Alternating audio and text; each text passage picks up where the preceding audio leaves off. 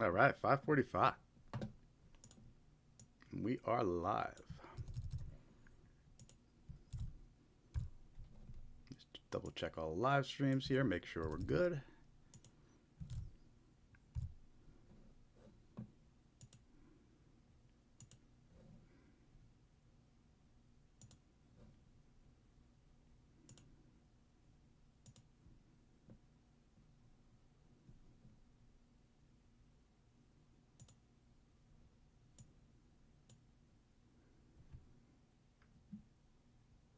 All right, excellent.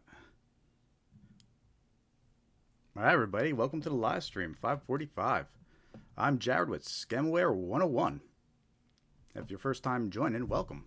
We do this live stream every week to help spread awareness about common scams that are targeting individuals like you, me, your friends, your family, your loved ones. All scams that are important to be aware of. This evening, we're going to go over about 20 different types of scams.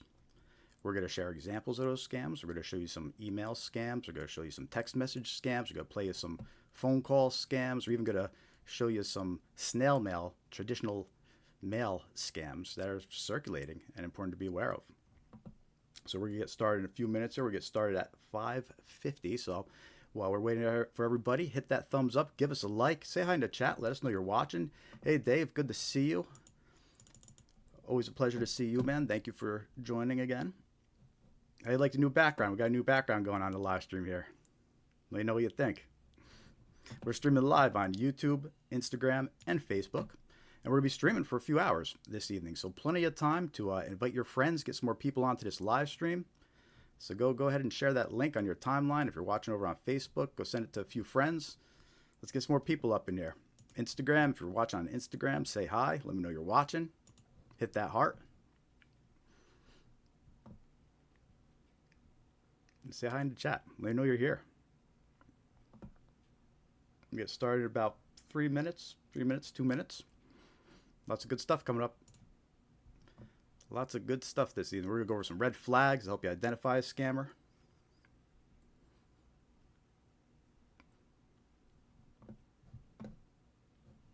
So hit that like button. Let's get this video shared. Let's get this live stream shared. Let's get some more people in here. Hit that heart. Say hi in all the chats and the comments section. Let's get some reactions. If you're on the YouTube stream, hit the heart and give us some reactions over there too. Trying to do something good here. Trying to spread awareness about common scams that target individuals. There's plenty of scams that target businesses, and businesses have plenty of resources though. They're doing their employee training. They got cyber security insurance and all that good stuff. And but no one's looking out for individuals, right? Nobody's warning individuals about the scams that are targeting them, like the grandparent scams and the fake order scams, the fake parking ticket scams, all which we're going to be talking about this evening. So you see we have the agenda up on the screen, but nothing's in stone though when it comes to these live streams. You know, this is the agenda we're going to go through, but if you have questions, you want to know about a specific scam, we'll switch it up. We'll switch up on these live streams. I'd like to engage with those in the chat. I want to hear your questions, hear your comments. And really, when it comes to scam awareness, it takes a village, right? Another expression, like we all have to help each other. We all have to spread awareness and let each other know what scams are being targeted with, which ones we're seeing more often. Now we got to be there for each other as a community. That's one of the reasons why we do this live stream every week. So make sure to hit that thumbs up. We'll get started about a minute here.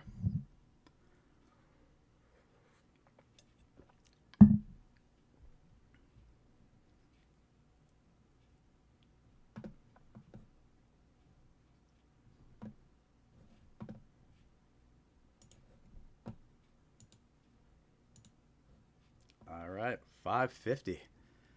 Let's get started, everybody. Welcome, welcome, welcome. Again, if you're just joining, my name is Jared. I'm with Scamware 101. Our mission here at Scamware 101 is to spread awareness of common scams that target individuals like you, your friends, your family, your loved ones. And it's important to be aware of these scams. We're being targeted all day long by these scammers. And the truth of the matter is the scammers are winning. They're winning. They're making lots of money. They're stealing from lots of innocent people, and the scammers are winning, unfortunately. So awareness is key to preventing scams. And why is awareness key? Well, unfortunately, in most cases, victims never recover the funds that are stolen from them. The bank doesn't cover these types of scams that we're going to discuss. You know, if you fall for one of these scams, the bank's not going to refund you and help you. The criminals are out of reach of law enforcement, so you can work with law enforcement, but it's still very unlikely you'll get those funds recovered. So we hear these heartbreaking stories all the time from victims about they just had an off day, they fell for a scam, and they lost their life savings. Because that's what these scammers do. They're after your life savings. These aren't scammers that are just trying to scam you out $100 or $200. They want your life savings. They want to get into all your bank accounts. They want to clear you out. They want to take your identity. All right, these aren't low-level scammers here. These are organized criminals, and they're good at what they do. So we need to fight back with awareness. Learning about this scam after the fact, after you've lost money, is too late. You've already lost money. You're not going to recover it. So the whole objective is for you to be able to recognize these scams, identify when you're engaged with a scammer, and to cut it off before it gets to the point where you lose any money to these scammers. Right? Does it make sense? Let me know if you're with me. Let me know in the chat if I'm making sense to you or not. All right, but the point is you want to avoid these scams. You want to minimize any interaction with the scammer. And learning about these scams and learning the techniques and how to identify them is key. Right? So we're going to go over a lot of that this evening. We're going to be streaming for the next 3-4 hours. So plenty of time. Invite your friends. Share the link. Let's get some more people in here. Hit that like button. Hit the follow button. Hit subscribe. Help us out. You know, the more likes we get, the more subscribers we get, the more follows, the more it helps. So we appreciate that. And now, before we dive into it, because we're going to start off with some common scams, before we dive into it, make sure to join our free mailing list. Right, you go to scamaware101.com. You hit join mailing list. It's free to join. We'll send you scam awareness tips. We'll send you reminders when we're going to be going live. All useful information. Right, you can unsubscribe at any time, but we won't abuse the privilege, and we won't send you any junk mail. So take a minute, go to scamaware101.com and hit join mailing list. And also make sure to follow us on your favorite social media platforms. We're on YouTube, Blue Sky, X, Facebook, Threads, and Instagram. If you want to help out financially, you can donate to us. You go to scamaware101.com/donate. We also have the link over here at the bottom of our site. And we also have super thanks and memberships enabled over on YouTube. So if you want to help out financially that way, head over to the YouTube stream and you can send us over a super thanks. But don't feel obligated. We're happy with just hitting the like button and hit subscribe. So now, with that said, let's dive into some common scams to be aware of. Right? And again, all these scams are active. They're currently circulating. You can be targeted any day by them. Right? So the first scam we're going to talk about is arrest warrant scams. And by the way, we did a video. We did videos about most of the scams we're going to be talking about this evening. Right? So, for example, this arrest warrant scam that we're about ready to talk about, we also have a video about that on our YouTube channel. So you go check out that video later, share it with a loved one if you want to spread the word. And yeah. But anyway, arrest warrant scams. That's when a victim is contacted by a scammer who is impersonating law enforcement. The scammer claims an arrest warrant was issued and fines must be paid to resolve it. The scammer then threatens the victim with arrest if fines aren't paid immediately. Sometimes this scam is referred to as a jury duty scam, because what the scammer will do is when they call the victim up, they'll say, "You missed jury duty, so a warrant is being issued for your arrest." All right? But it's a scam. It's not true. And basically what they're going to do is they're just going to try to get you to pay as many fees as possible, and they're going to try to scare you by saying they might threaten to send deputies down there right away. "You got to pay right now. We're going to send deputies over there to arrest you." Right? They get very threatening. And another thing to keep in mind about this scam is when they impersonate the sheriff's office, they call you impersonating local law enforcement, the caller ID might show the phone number of your police station or the sheriff's office, right? These scammers can manipulate what caller ID shows. And it's very important to recognize that and realize that. So many victims, we hear their stories, and it always starts with, "I got a phone call, the caller ID said it was my bank. I got a phone call, the caller ID it said it was the sheriff's office," right? So we can't trust the caller ID. And the scammers know, they know that people are falling for that. So we know for a fact that as far as these arrest warrant scams go, has been many reports of these phone calls. They'll say they're calling from the sheriff's office, and your caller ID will show the sheriff's office's phone number, right? But it's not. It's a scammer. And that scammer could be located across the world in another country, right? But your caller ID still says it's your local law enforcement, right? So be aware of that. If you do get a call like this, first of all, keep in mind that's not how arrest warrants are handled by most law enforcement, right?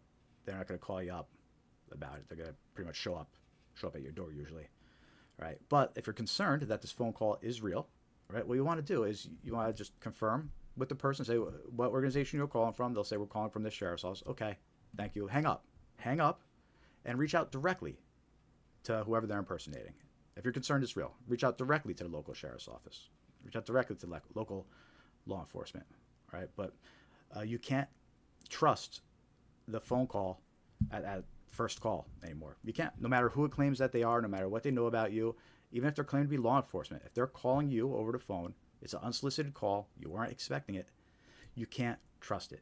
You have to verify. You have to hang up and then contact through official channels to confirm, right? So watch out for these arrest warrant scams. We're starting to hear a lot about this in the media. There's getting a lot of coverage and articles about this one.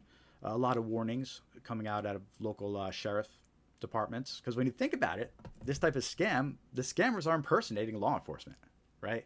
And law enforcement doesn't like that. They don't like being impersonated. So there's lots of warnings about this scam coming out of local sheriff's departments and things like that. And another thing, one other point to keep in mind about these arrest warrant scams is there have been cases where the scammer will provide fake paperwork. They've taken real arrest warrants, copies of real arrest warrants, and they just Photoshop them and edit them to have your information. So they'll email you over paperwork to try and convince you that you have to pay these fines. But again, you need to confirm through official channels. You can't just trust the person that's calling. You can't just trust the caller ID. You can't just trust paperwork that some stranger sends you. You have to take the initiative to verify. So that's the first scam we're going to talk about this evening. Arrest warrant scams and jury duty scams. Be aware of them. Let your friends know about them. Again, we have a video about this one on our YouTube channel. We even included some clips of warnings from local law enforcement about this one in that video. So take a minute and check out that video a little later on our YouTube channel. And while you're there, make sure to subscribe. How we all doing this evening? Let me know you're watching. Say hi in the chat. We're streaming live on Instagram, Facebook, YouTube. So let me know you're watching. Leave a comment. Interact in the chat. Hit that like button. Hit that thumbs up. If you have any questions, I'll do my best to answer them.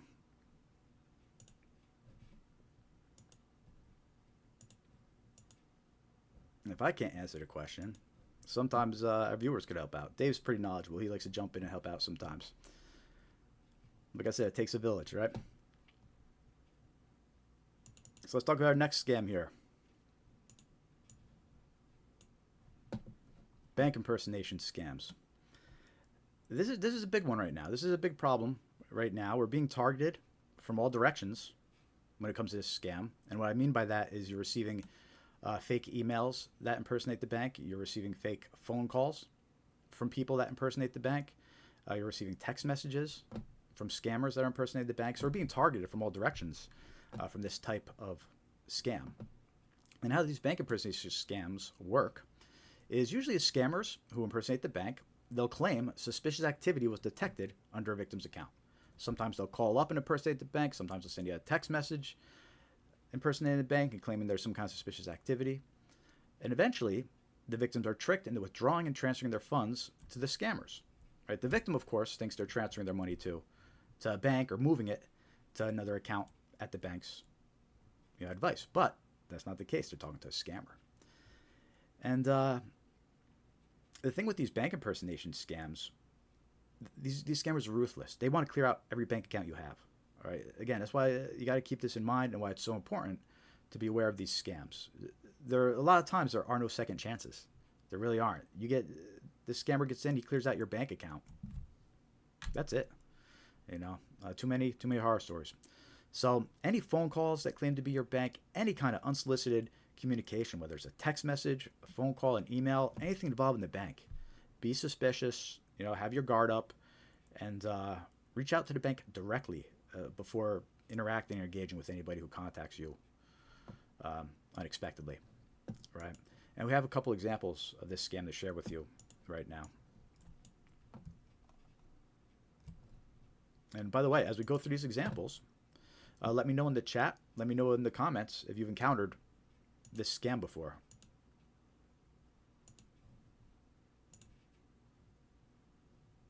So on the screen, you could see a text message scam, and it's impersonating TD Bank.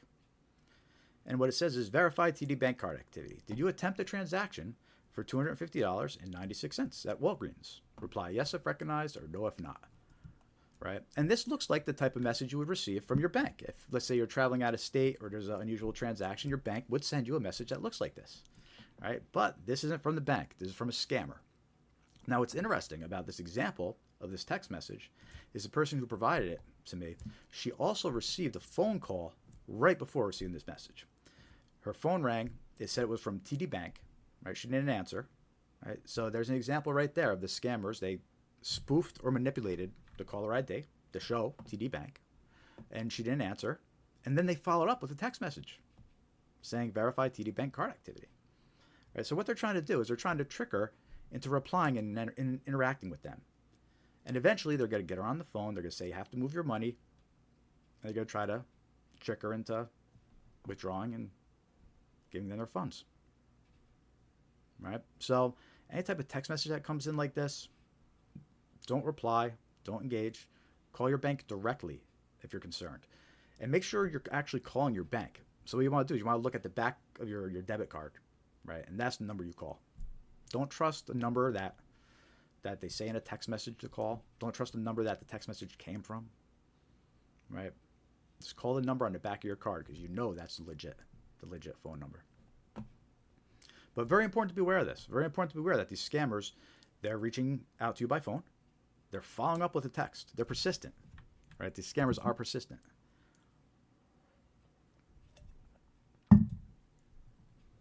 And then one more thing I want to note about these bank scams is we have a victim's story here. This is from an article from last year. It still applies to this day. And it was a young Connecticut woman had her bank account drained by scammers after answering trusted Wells Fargo number. All right, she said, "I feel so stupid." That's her quote. "I did everything that they said to do, and they literally drained my bank account," she explained.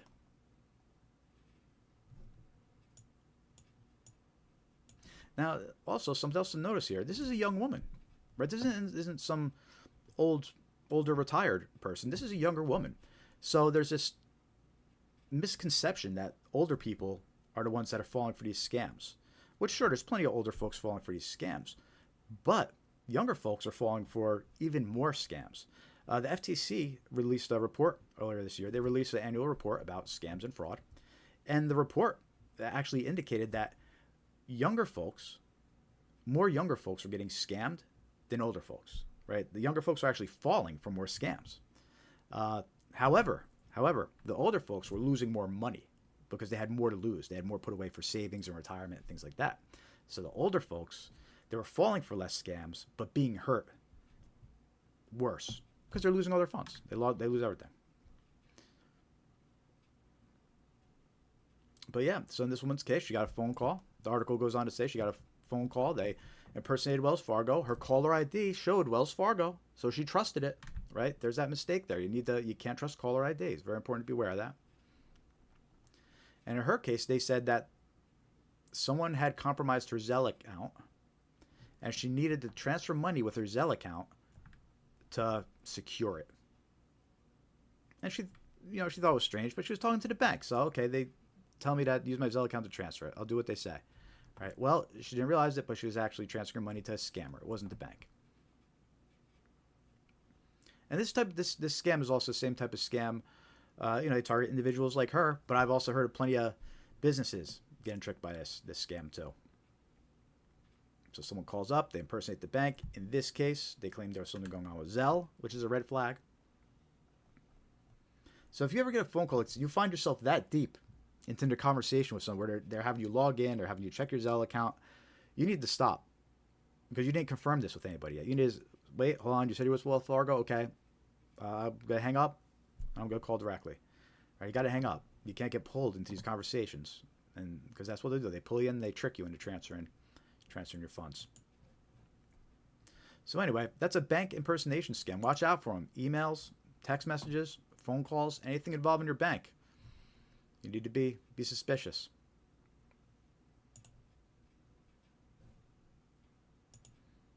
Who's with me? Let me know in the chat. Give me some reactions in the YouTube channels if you're watching or on the YouTube streams. And say hi in Instagram and Facebook. We're live on Instagram and Facebook too. So let me know you're watching over there. And tell me what scams you want to hear about.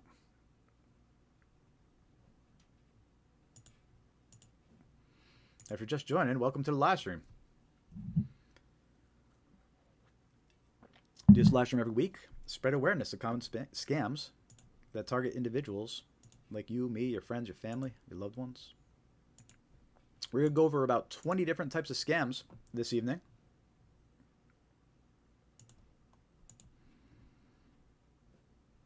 I'm going to show you examples of the scams. We're going to show you some text message scams, some email scams, play some phone call scams.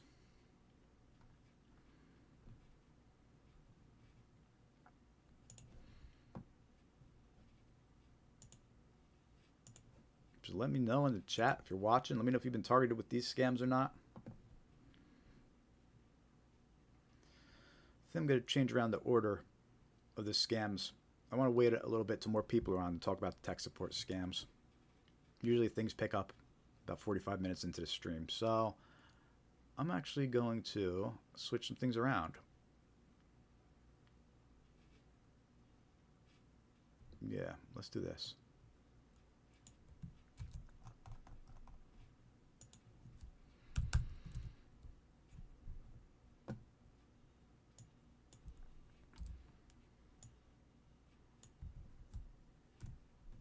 I'm going to change around the order a little bit here. Spice things up on the fly.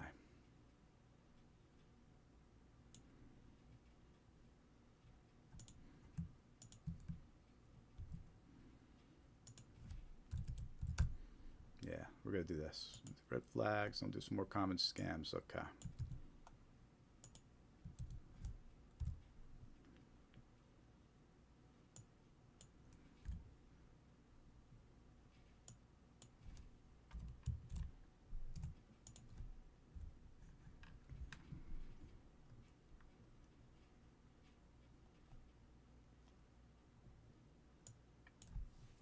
All right, cool. Let's go over some more scams here. So the next scam we're going to talk about is actually Social Security impersonation scams. And it's important to be aware of these Social Security scams, or really any government impersonation scam. Anybody reaching out to you claiming to be from the government, whether it's the IRS, Social Security, all important to be aware of. Hey Megan, welcome to the live stream. Thanks. Glad you like the background. It's not perfect, but I wanted to get up there. I'll make some tweaks to it, but yeah. So Social Security scams. This is when the scammers impersonate Social Security officials and they claim there are problems with the victim's number or benefits. They'll threaten action unless immediate payment or information is provided. A lot of times scammers will send fake emails too that impersonate Social Security. So you need to watch out for phone calls from people that claim they're with Social Security. They might say there's a problem with your account. Or they might say they need updated information to make a deposit to your account. Right? You can't trust the unsolicited calls. You know, if you get a phone call like that, you have to hang up, and if you're concerned it's real, reach out to Social Security directly. Right? But you can't engage with people on first call like that. So as far as Social Security impersonation goes, right, you have to worry about the phone calls. But I also mentioned the emails. And the example I'm going to share with you right now is actually of an email that impersonates Social Security. And it's pretty new and circulating now. So anyway, I'm going to show you two different versions of that. One is how it will look on the cell phone, and one's how it will look on a computer. Right? And now, unfortunately, when you get these emails on a phone, it's a little harder to detect that it's a scam. Right, it looks a little bit more legit when it's on the phone. So as you can see on the screen right now, you get this message, Department of. It doesn't even give you the email address. Or you actually have to click on it to see it. And it says, get your new information now. To see your statement, please download the file from this link. And it looks like the link points to SSA.gov, which is Social Security. It then says, we hope you find your new statement useful and informative. Thank you for using Social Security Administration's services. All right, but this is a scam. Even though the link looks legit and the from name looks like it could be legit, this is a scam. And it's tricky to tell on a phone. But then when you look at the email on a computer, a lot more is revealed. Starting with, you can see the email address, right? And it's not from Social Security. It's actually from some foreign email address, safaricom.co.ke, which I believe is Kenya, right? So that's clue number one, that this is not really an email from Social Security.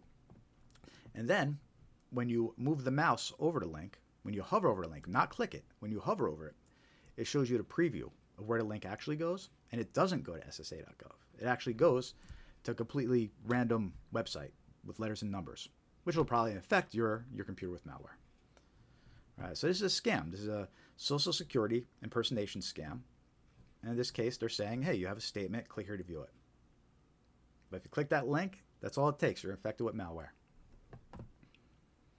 So anything related to the government, any agency claiming to be a government agency that's sending you emails, text messages, you need to be suspicious.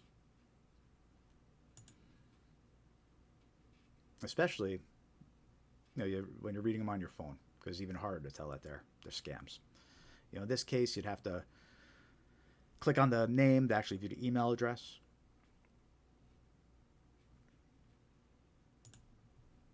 So watch out for Social Security impersonations, whether it's phone calls, emails, text messages.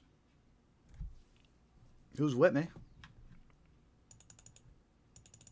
Let me know if you were targeted with that scam. And by the way, that example that I just shared, that email was dated, February 6th? Yeah. So, about half a year ago? 6 months old? That's not old. I'm sure it's circulating. It's probably even more convincing now. They probably used AI to make it even more convincing. So have your guard up and be aware.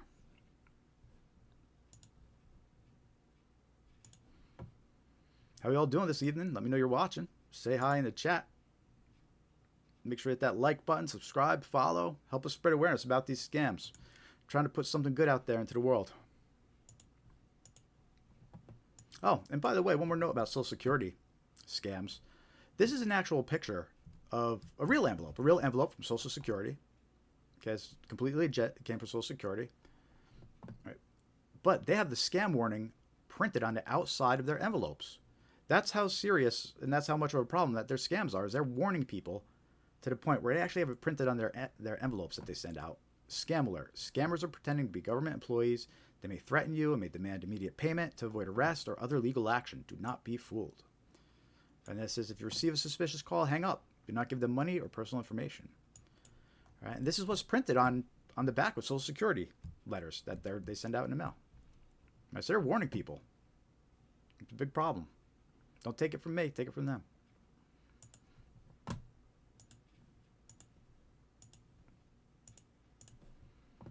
And staying on the topic of government impersonation scams, we have an IRS scam to talk about here. So you also have to be aware about IRS impersonation scams. More common during tax season, but it does happen. It happens all year round. And that's when fraudsters impersonate tax authorities. They claim the victim owes taxes and must pay immediately to avoid penalties or arrest.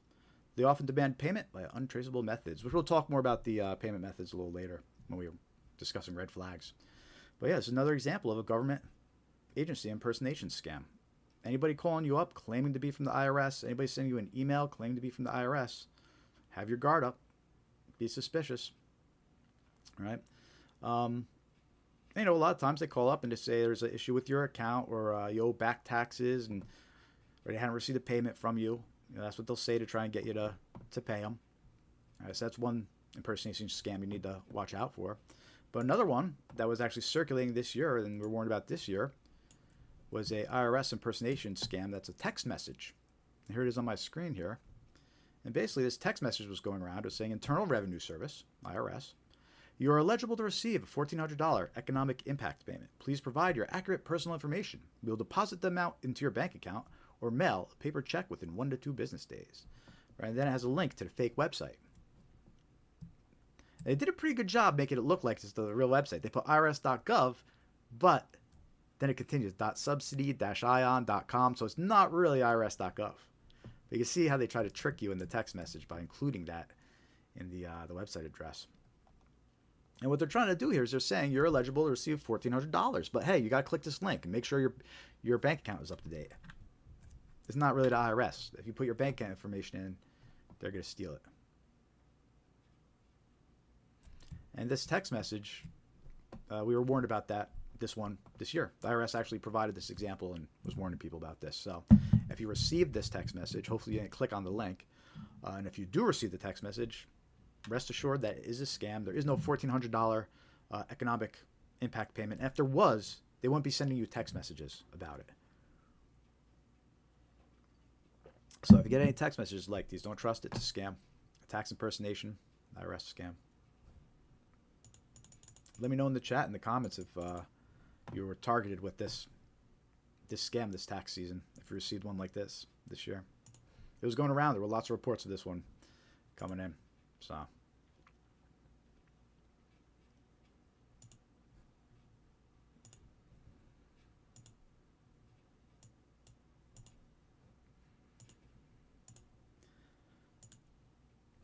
next scam we're going to talk about here. By the way, if you're just joining, hit that like button, hit subscribe, follow. We need the likes to follow, subscribe. So help us spread awareness. You know, trying to get the word out there about these scams. And these scams, they target you, your loved ones, your friends, your family. Nobody's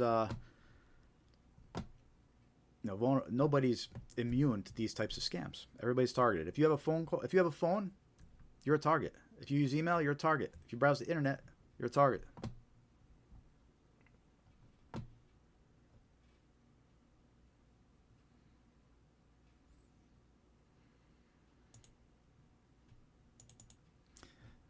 In the chat, Dave says $1,400 is the magic number for many scams.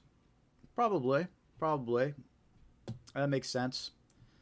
Certain transfer methods, too, have limits, like Zelle. There are limits to, and depending on the bank, right? So $1,400 is probably like a fair amount that gets them under most limitations.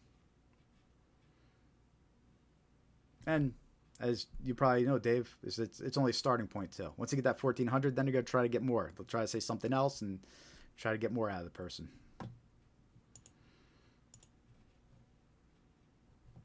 So the next scam we're going to talk about here, keeping on the theme of tax scams, tax forgiveness scams. This one typically picks up during the holidays. I'm going to play you not the holidays, during tax season. I think it slowed down a little bit, but I was getting tons of these calls and plenty of other people getting tons of these calls. But let me play an example of one of these tax forgiveness phone calls that are circulating, that are a scam. Let's take a listen. Hi, this is Lindsay Carter from the Activation Department. Give me a call back at 833-850-2527. I'm going to restart that. I think the volume was a little low. I'm going to restart that for you, just to be safe. Hi, this is Lindsay Carter from the Activation Department. Give me a call back at 833-850-2527. Our records indicate you have some back taxes owed. You're now eligible to apply for them to be forgiven with the Zero Tax Balance Program. Any back owed taxes can be enrolled to be forgiven through this program. But we do need to sign up this week. Just give me a call so we can start the process. It's really quick, and I'll keep your file open here. So my number is 833-850-2527. If you've already resolved this, call back and press 2 to be removed. Can't wait to speak with you.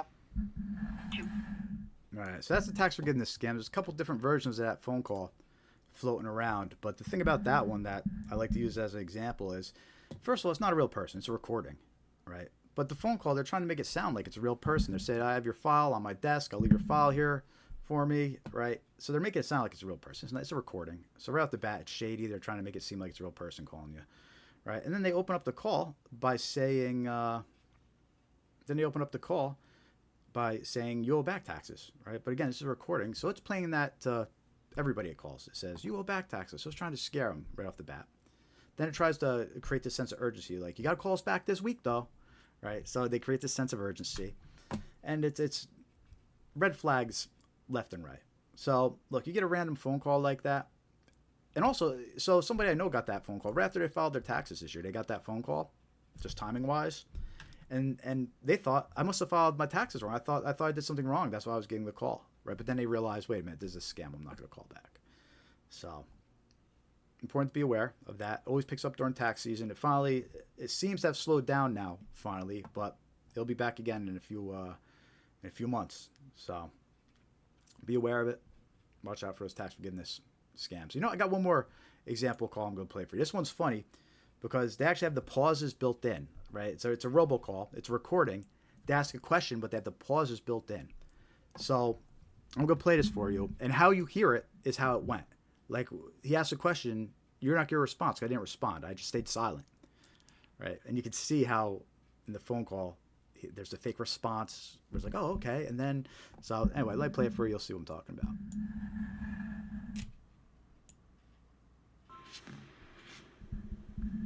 Hello? Hello. I can hear you now. My name is Anthony. I'm actually one of the assistants to the director for the National Tax Relief Program. How you doing? Great. So listen, I've personally been tasked with reaching out to make sure you received information about a brand new federally approved program designed to help people who may be dealing with tax debt. It's called the Tax Dismissal Program. It's something that's helped thousands of people reduce or sometimes even completely eliminate what they owe to the IRS. Can I ask you, do you currently owe any back taxes at the moment? Okay. Do you have any unfiled tax years or any unpaid back balances?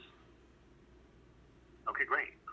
Let me get you this updated information. You're just going to hear a brief recording. Okay, so this special program has been Nah, I'm not going to play the recording for you, but you can see how that was another example of robocall. And it's shady. It's a shady robocall because they're acting like it's a real person, right? That was a recording. It plays the same thing for everybody, and he's pausing as if he's listening to you, right? But it's not. It's not even a real person. So it's a scam to get you to call back. It's a scam to either sign up for services that they don't provide, or it's a scam to get your personal information. Right? Don't trust it. Look, if you think that you have some tax forgiveness available, reach out to an accountant. Right? Reach out to an actual accountant. Don't trust some random phone call from a robocall that uses all these shady tactics. Right? So be aware of that one. It's important to keep in mind. How y'all doing out there? Let me know if you're watching. Say hi in the chats. We're on YouTube, Instagram, Facebook.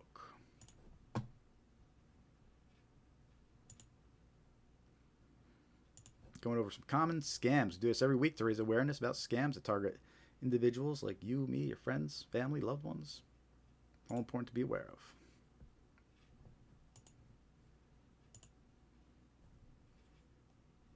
Next scam we're going to talk about, which, by the way, I switched around the order to scams. So maybe when the West Coast joins a little late this evening, they'll get some something newer.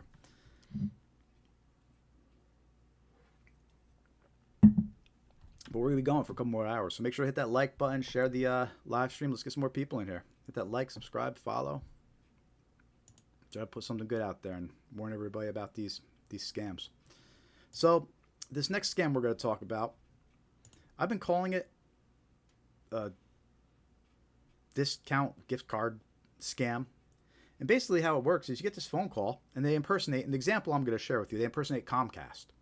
And they say that your 50% promotional discount expires today, and basically your bill's going to double. And then they leave a number for you to call back, right? But it's not Comcast, it's a scam. They're trying to trick you into calling back a scammer, thinking that they're Comcast. So I'll explain how this scam works once you get on the phone with them. But first, I want to play the voicemails for you so you understand what I'm talking about here. And by the way, if you get a phone call like this, it's a scam. Don't trust it.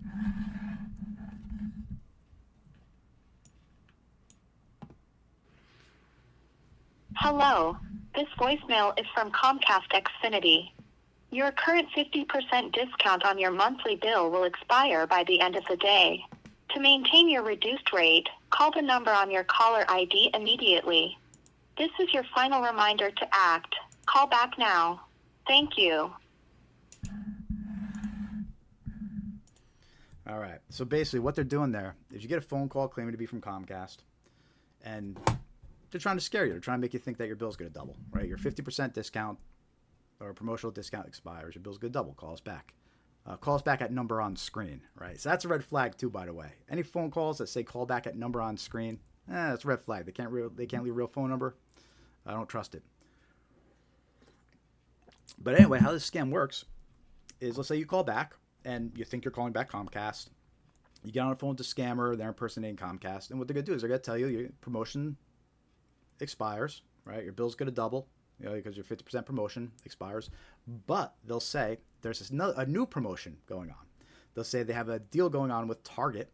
If you pay, for example, with a $500 Target gift card, if you pay your bill in advance, $500 gift card, you get the promotional discount still, right? So that's the scam. They're trying to trick the victim into purchasing a $500 gift card under the guise that it's a promotional partnership that they have going on between Comcast and Target. Right? They're trying to trick the victim into sending them the $500 gift card. That's how that scam works. And just because I shared an example that impersonates Comcast, that doesn't mean they're not impersonating other ones, right? I'm sure there's a Verizon version of this scam, an Optum Online version of this scam, an AT&T version of this scam, right? I don't have Comcast, so I knew right away. As soon as I got that voicemail, I knew right away it was a scam because I don't even have Comcast. But if someone has Comcast and they get a phone call like that, it's important to be aware that this is a scam.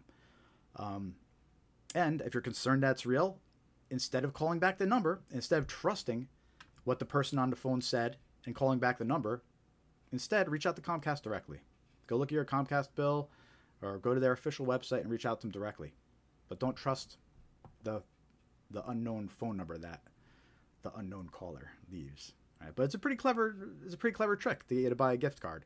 And which, by the way, gift cards, any mention of a gift card is a red flag, which we're going to talk about in a little bit when we discuss red flags. All right, so watch out for phone calls like that impersonate your internet provider, your phone provider, and they tell you your discount's going to expire. Definitely don't trust it. They don't leave a number to call back. They just say call back number on the screen. Always a red flag.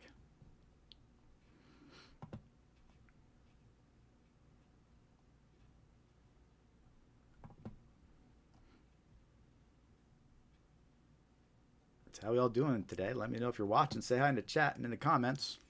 We're streaming live on YouTube, Instagram, Facebook. So let me know you're here. Say hi. Hit that thumbs up. Give us a like. Help us spread awareness. That's our goal over here at Scamaware 101. Spreading awareness about scams that target individuals. Individuals like you, your friends, family, your loved ones. All important stuff to be aware of.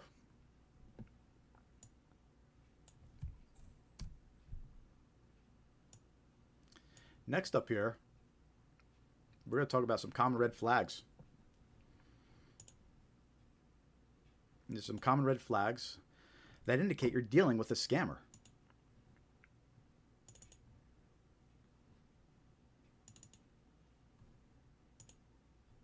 So as we go through these red flags, let me know in the chat if you've encountered these red flags, if you know someone that's encountering them. And the reason why we go over these red flags is because a lot of times you hear the victim's stories, and so many times these red flags are in their stories, right? They just weren't aware it was a red flag, right? So just a little awareness of these red flags that we're going to talk about. If you remember the 5 red flags that we're about ready to talk about, it'll probably protect you from like 95% of scams, right? So that's why these red flags are so important. And a lot of these red flags might be your last chance to stop the scam, right? So we're going to go over 5 common red flags right now. We also have a video on our YouTube channel, 5 red flags, where we share all these examples, all these slides as well. So go check out that video later, share it with a loved one, make sure to subscribe to the YouTube channel when you're there. All right, so let's talk about some of these red flags. And again, let me know in the chat and in the comments if you've encountered these before. Maybe we want to hear your stories and your experiences. So the first red flag that indicates you might be dealing with a scammer, they direct you to a third-party chat app like Telegram or WhatsApp to continue the conversation, right? So scammers love using third-party chat apps because it's easier to communicate with victims in other countries, and it also offers more anonymity for the scammer to hide behind, right? So a lot of times these scams that we're going to discuss, they get initiated first through a more traditional method, through a phone call, through an email, through a text message. But once a conversation is established with the scammer, a lot of times they'll try to get you to continue the conversation on a third-party app like WhatsApp or Telegram.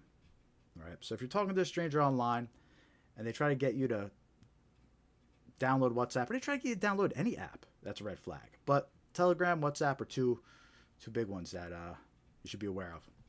And some scams where that's part of the playbook, most of them, but some examples where it's a big part of the playbook is romance scams, right? These scammers, they create these fake dating profiles, with fake pictures, right? And they find matches on these dating websites. And then once they start talking to them, they say, hey, let's keep talking on WhatsApp. And they try to get them over onto WhatsApp. All right, so it's a red flag. Wrong number scams. All right, we're going to talk about wrong number scams in a little bit. But these scammers, they send out random text messages just trying to get people to reply. And once people reply, they try to build up a friendship and they direct them to keep talking on WhatsApp or Telegram. Right? And that's the red flag that they're trying to send you to a third-party chat app. And there's the investment scams. They'll direct a victim to a Telegram group or WhatsApp group, right, to pump up an investment or to appear more legit. Right? So you join these groups and you see other people in these groups, or so you think, but they could be bots and other scammers, and it's all part of the scam to try and pump up interest in this fake investment. All right, so it's always a red flag if somebody you're talking to, a stranger, somebody you don't know, they try to direct you over to WhatsApp or Telegram to continue the conversation.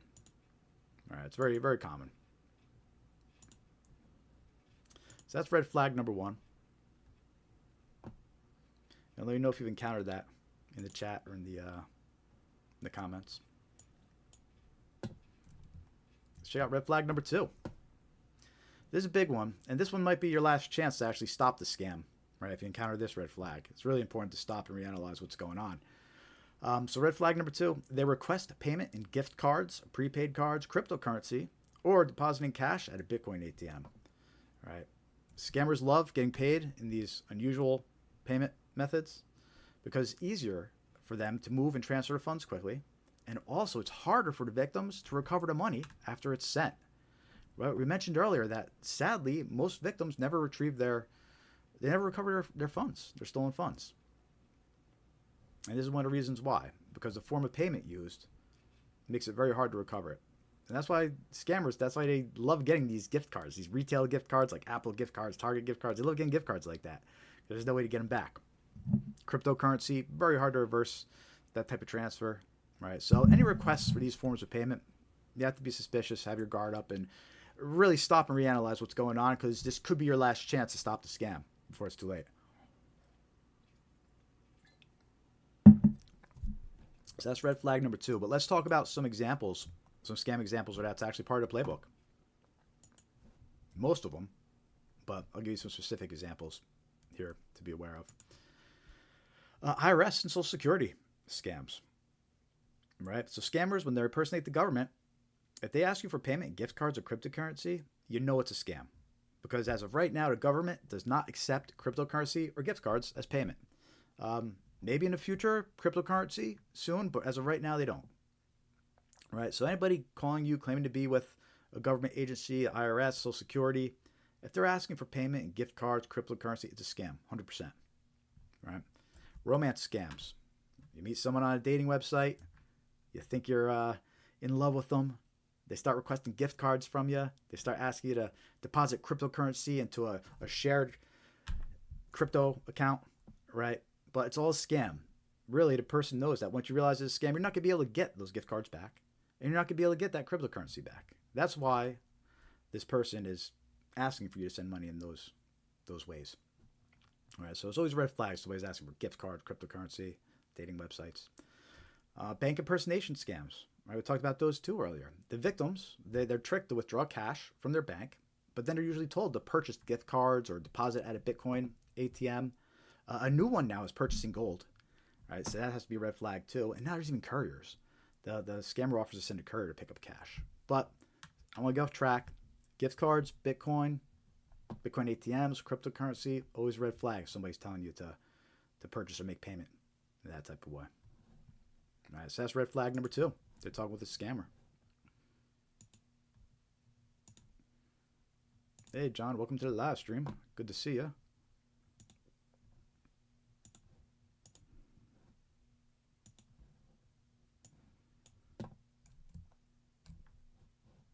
And to anybody else just joining, welcome to the live stream. Do this live stream every week. Spread awareness about scams. Important to know so you can protect yourself, protect your loved ones from becoming a victim. Don't get your life savings stolen by these scammers. They want to take everything. They want to take your retirement savings. They want to take your life savings. They want to take your investments. They want everything.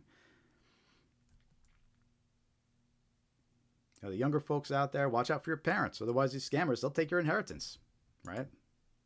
Watch out. They'll take it all.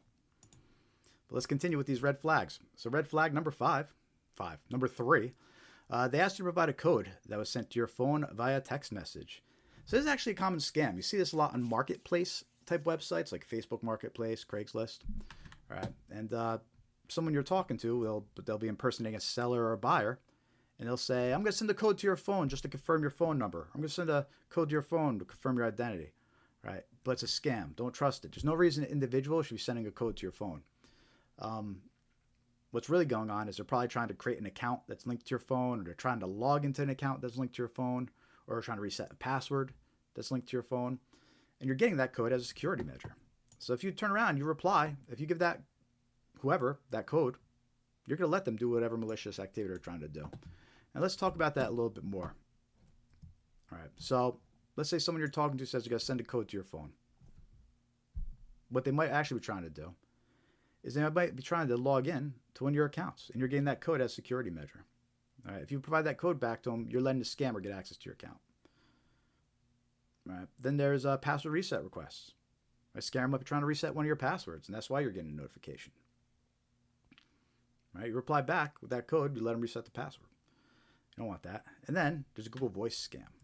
And this is really common. So what these scammers do is they want to create Google Voice accounts because they get a free phone number when they create a Google Voice account. But they have to have it linked to another phone number, right? And they can only use it once. So they want to use your phone number to create a Google Voice account, a fraudulent Google Voice account.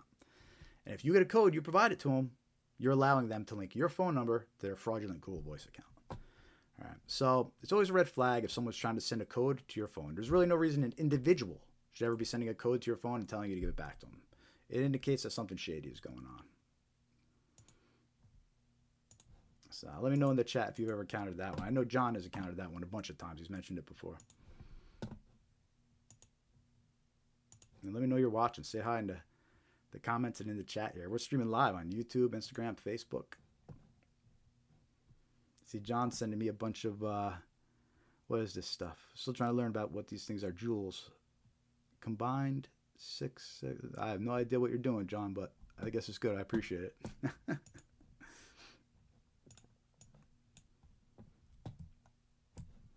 take a look at red flag number 4.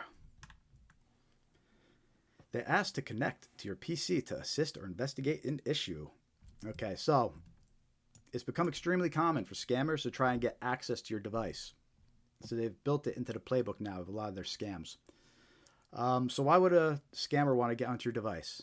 Well, it's a gold mine for them. And what I mean by that is they could steal and extract your logins and passwords. Any passwords you have saved in your browser, a lot of times they can extract them.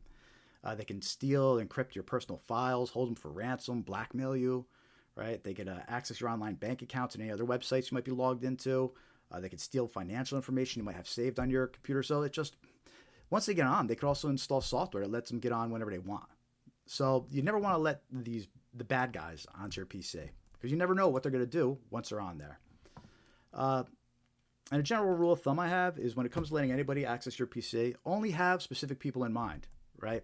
Whether it's maybe it's that family member that's good with computers that helps you, or the local computer shop down the street, or maybe it's the tech support people at your work, right? But only have certain people in mind that you would let get onto your computer when you need assistance. You never want to let strangers onto your PC if it could be avoided.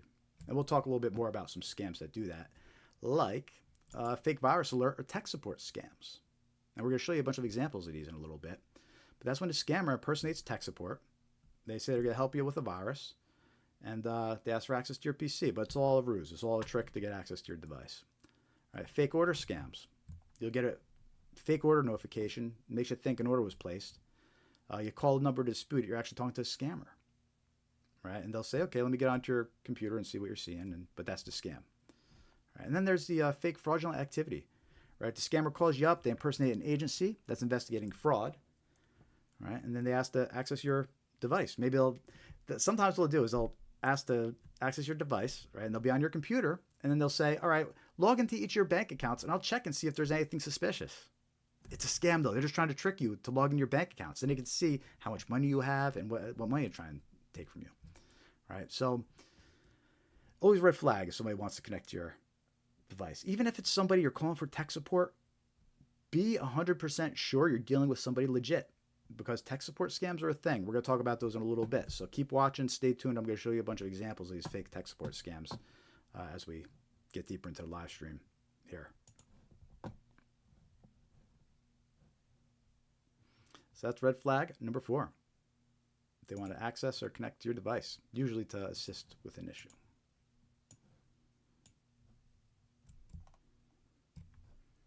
Red flag number 5, the request that you keep the matter confidential or secret. So it's common for scammers to ask for confidentiality. They don't want you to discuss the situation with other people, because the more people you talk to, the more likely you'll be told it's a scam, right? Makes sense. So they want you to keep quiet, at least until they got your money. Then you can tell everybody you want. But until they steal your money, they're going to have an excuse or a reason for you to keep quiet. And it might be kind of convincing too. And I'll give you some examples of what they might tell you here. But as part of the playbook, grandparent scams. All right, we're going to talk about this in a little bit, grandparent scams. But basically, it's when they impersonate a loved one, needs help, needs assistance, and then they impersonate a police officer, and they say that your relative's embarrassed about the arrest, right? And they say, she's asked you not to tell anybody about it. That's the request for confidentiality. That's the red flag. But it makes sense, but it's the red flag, right? So we're going to talk about grandparent scams more in a little bit, and you actually see that request for confidentiality actually in play. Then we got investment scams, right? They'll say they have an inside tip and not to tell anybody, or a price is just for you and to keep it secret. But they're just trying to keep you quiet in general, so people won't start saying, you sure it's not a scam, right? Inheritance scams, I'm going to show you an example of this letter, but they'll mail out letters impersonating law offices regarding a fake inheritance. And then the letter is going to request confidentiality. So we're going to show you another example of that one later in the live stream too. And then there's a fake fraudulent activity. Again, when the scammer impersonates an agency or a bank, investigating fraud, and they'll request confidentiality. But this is part of the scam. And what they'll do is they'll say, we're conducting an investigation and you can't tell anybody because you could put the investigation at risk. And then we're going to hold you accountable if you do, right? So they could be scary when they're requesting you to keep things quiet and silent, right? But as far as you're concerned, that should be a red flag, right? If someone's asked you to keep it secret, keep it confidential, keep it quiet, it's a red flag. So those are 5 red flags that you're dealing with a scammer, that indicate you're dealing with a scammer to watch out for and be aware of. Again, we have a video about all those red flags we just discussed, all the same slides in that video. So make sure to check out that video, share it with a loved one that you think should see it. And if you just joined us late, just to summarize what those 5 red flags were, again. All right, so 5 red flags that you're dealing with a scammer. Now, the first one was they direct you to a third-party chat app like Telegram or WhatsApp to continue the conversation. We know that scammers love third-party chat apps. They could communicate with their victims all over the world much easier. All right, so it's always a red flag if you're talking to a stranger and they tell you to download Telegram, WhatsApp, or any other app for that matter. Red flag number 2, they request payment in gift cards, prepaid cards, cryptocurrency, or depositing cash at a Bitcoin ATM. All right, we know that scammers love getting those unusual forms of payment. It's much harder to retrieve the funds once you realize you're scammed. So, big red flag. Any request for gift cards, prepaid cards, cryptocurrency, or using a Bitcoin ATM. That's red flag number 2. Red flag number 3 was they request you to provide a code that was sent to your phone via text message. Very common scam. There's no reason an individual should be sending a text message to your phone and then requesting you to give it back to them. Right? They're probably trying to do something shady. So that's a red flag. Someone's trying to send a code to your phone and they want you to give it back to them. Don't trust it. Be suspicious. Red flag number 4. They ask to connect your PC to assist or investigate an issue. Right? Scammers love to get on your PC. It's a gold mine. It's a gold mine for them. They get so much information off the PC or your phone for that matter. Don't let them connect your device. Be careful who you let access your machine. Only have trusted people who you know access your devices. That's red flag number 4. And then, red flag number 5, they request that you keep the matter confidential or secret, right? Look, they just don't want you talking to anybody. The more people you talk to, the more likely you'll be to find out it's a scam, right? So they'll have a reason to tell you to keep it quiet and secret, but it's a scam, and that should be a red flag if it happens. It says red flag number 5 that you're dealing with a scammer. Let me know if you ever encountered those in the chat, in the comments. Want to hear from you. Want to hear your experiences. And again, those 5 red flags, we have a video about that one on our YouTube channel. So go check that out. Share it with a loved one. Hit that like button. And subscribe while you're there.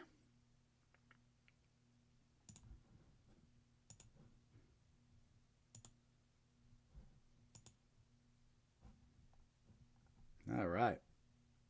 How y'all doing out there? A little quiet tonight, but that's okay. It usually picks up in a little bit. So far, we went over 5 types of scams. We went over some red flags. We got some more common scams coming up soon, but I just got to get recaffeinated quickly, which we'll do in a couple minutes here.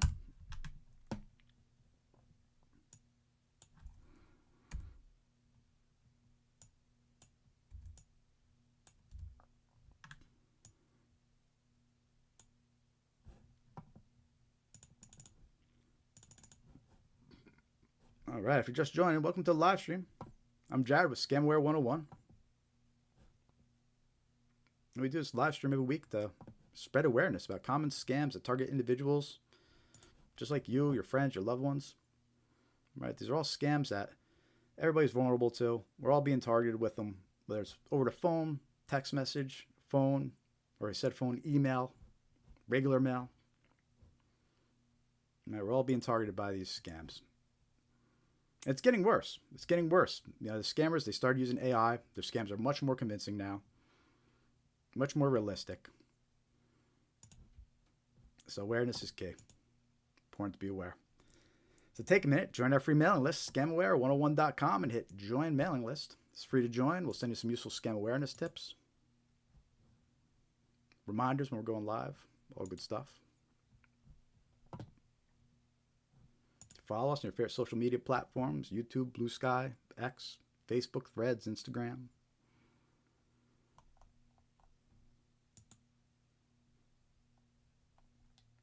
And we have super thanks and memberships enabled over on YouTube. So if you want to help out with a couple bucks, we'll gladly take a super thanks. We'll gladly take a membership. And we have donate on our website too, scamware101.com/donate. If you want to donate directly, help support a good cause, help us get the word out there about these scams.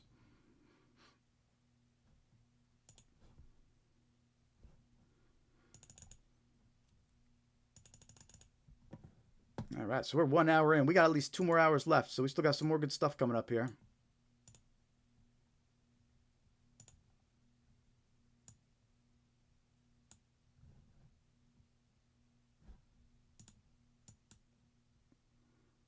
We're going to take our first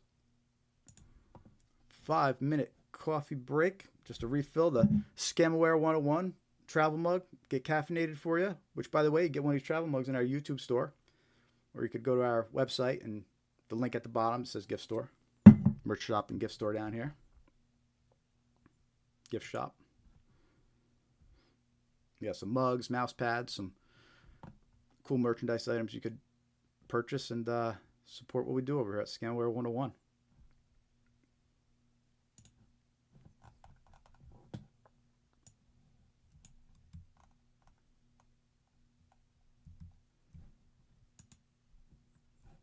All right, we're going to take a quick 5. Get recaffeinated here. Let me know in the chat that you're still here. Hit that like button, follow, like, subscribe. We got lots more good stuff coming up. So stick around. In 5 more minutes, we're going to start going on some more common scams.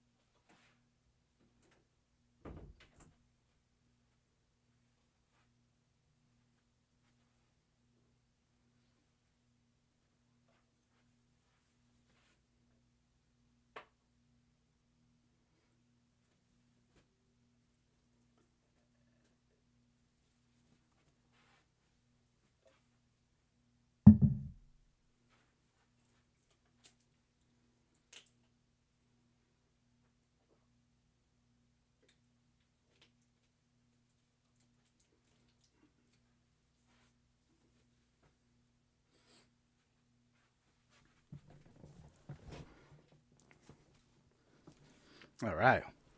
How we doing out there, everybody? Say hi in the chat. Let me know you're still with me here.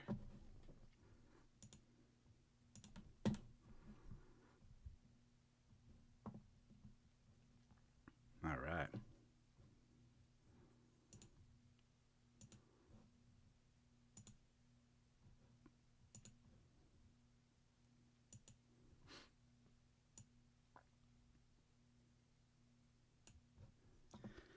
We're going to continue on with our live stream here. If you're just joining, welcome to the live stream. I'm Jared with Scamware 101. Our mission here at Scamware 101 is to spread awareness about common scams that target individuals just like you, me, your friends, family, your loved ones. Right? Because we're being targeted all day long. Whether it's emails, phone calls, text messages.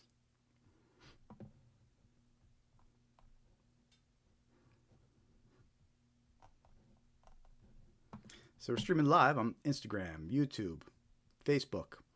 And we do this every week, every Thursday, 5:45 p.m. Eastern Time. We usually go for about 3, sometimes 4 hours. And we just cross over our first hour. But we still have plenty of stuff coming up in the next 2 hours, at least. So, still plenty of time to invite some friends, spread the word, get some more people on here watching.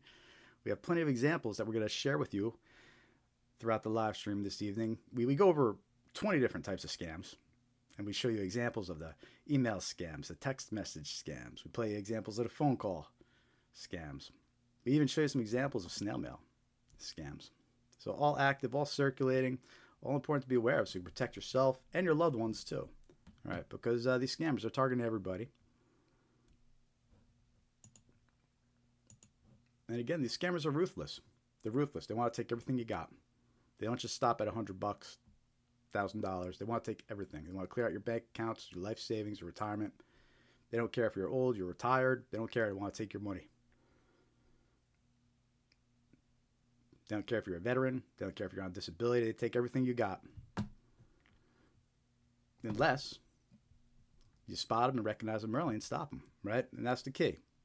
That's the whole point of scam awareness and why it's so critical to be able to recognize these scams. Because once they take you, it's very hard to recover those funds. So anyway, we just wrapped up our first hour. We got 2 more hours to go here. We covered five or six different types of scams. We talked about 5 red flags to help you identify when you're dealing with a scammer. And now we're going to jump into some more common scams here. But before we jump in, make sure to join our free mailing list, scamware101.com, and hit join mailing list. It's free to join. We'll send you reminders when we're going to be online, when we're going to be live, when we post new content, all good stuff. We won't abuse the privilege, I promise. So join the free mailing list, scamware101.com. Also follow us on your favorite social media platforms. We appreciate all the likes, follows, subscribers. Really helps get the word out there and spread awareness of our content, what we're trying to do here.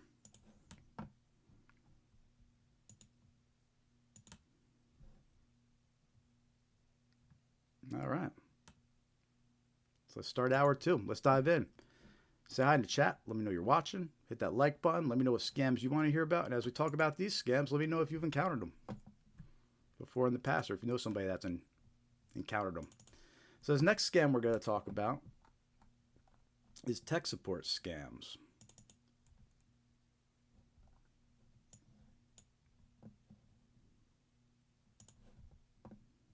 Now, these tech support scams are super important to be aware of.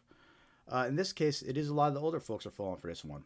So make sure the older folks in your life are aware of this scam. But this tech support scams, how it works is basically victims receive a fake virus alert on their device and are tricked into calling a fake tech support number. Right? The victim is actually unknowingly connected to a scammer who requests access to the victim's device. Right? So that's known as a tech support scam. And what happens is you'll be minding your own business, you'll be browsing the internet, whatever, and all of a sudden you get a pop-up. Warning, you're infected with the virus. Call this number immediately. Sometimes they'll play through your speakers a recording on loop that says you're infected with the virus. You're infected with the virus. Obnoxious, right? But the whole point is they try to get you to call this number. And you think you're calling tech support. And you think they're going to help you remove a virus. But it's actually a scammer, and they're going to try to get onto your device. Usually, this type of scam, it starts off with a fake virus alert, and I'm going to show you some examples of those fake virus alerts. But there also has been have been cases and reports of these scammers just calling people up and claiming to be from Microsoft or another computer company, and they say, you know, we detected a virus on your device. So there have been cases where these scammers are reaching out to people over the phone as well. But the big one to watch out for is these fake pop-ups and fake alerts. And these fake pop-ups and alerts can happen to anybody. It doesn't matter if you're on your iPhone, if you're on your Windows work computer, your home laptop, your Android device. If you're browsing the internet on it, you could get one of these fake pop-ups. And, you know, let me start with a couple generic ones. And by the way, we have a video about this scam. And all the examples I'm going to share with you, we include in that video as well. So make sure to check that out a little later. But so first I'm going to show you just a couple of generic examples of these scams. Just a couple, like, it's a little obvious that they're scams, right? But just to give you an idea what I'm talking about. Then I'm going to show you more realistic versions of these fake pop-ups, right? So first, look, you're browsing the internet. You're browsing the internet, and you might get a fake pop-up like this. Warning, 5 viruses detected, right? Big scary red letters. Right? Our latest scan detected 5 viruses and tracking cookies. It might steal your personal information. Call us immediately at, and then it has a phone number to call. All right, but that's a scam. If you call that number, you're going to be connected to a scammer. And notice how they put all these scary things that are going to happen. Right? System crashing, file deletion, theft of personal data, Wi-Fi loss, infections on your other devices. All right, contact us now so our expert engineers can remove the threats. Right? But this could be kind of scary if someone pops up. Somebody, oh my God, I have viruses, I better call. All right. But you're actually got to be connected to a scammer. Because you have to remember that. You're dealing with these scammers. They're sitting in these call centers, and they're waiting for your call. Like, this is what they do. They sit in these call centers, and they answer calls, and they impersonate tech support or customer support. But it's all a trick to get onto your device. And if they can't get onto your device, they'll try something else. You know, they'll ask for your banking details. They'll say your identity has been stolen. They'll think of other things to tell you too. But the main playbook is they try to get onto your device. Let me know in the chat if you've got any of those pop-ups. Here's another generic version of that pop-up. Warning, check your computer now. Call this number immediately. Right, but it's a scam. Right, this has the scary stuff that's going to happen. Your credit card details and bank information are exposed. Email passwords, your Facebook chat logs, your private photos. Right, so they're trying to scare you, which is a common tactic of scammers. They want you to be scared. Whether it's one of those scams we talked about earlier where they call you up and they tell you they're going to get there's an arrest warrant out, right? They're trying to scare you that way. Or it's a bank. They're calling you up saying that someone has access to your bank account. There's suspicious activity. They're trying to scare you that way, right? Or the IRS scams where you get a call that says you owe back taxes. They're trying to scare you that way. So trying to scare the victim, right, is a common method that scammers use. And these tech support scams are no different, right? They're trying to scare the victim with a big scary pop-up. This is warning, your computer may be infected. Right? So they're trying to scare the victim. So that this way they don't think, oh no, I better call this number right away. But that's what the scammer wants you to do. Right? So that's how these tech support scams work. And by the way, you know that it's a fake virus alert because it has a phone number to call. Right? Real virus alerts won't have a phone number for you to call. Right? That's not what their business is. All right, so those are just some kind of generic examples of tech support scam and a fake virus alert that they use to trick you into calling a fake tech support number. But let me show you some more convincing ones.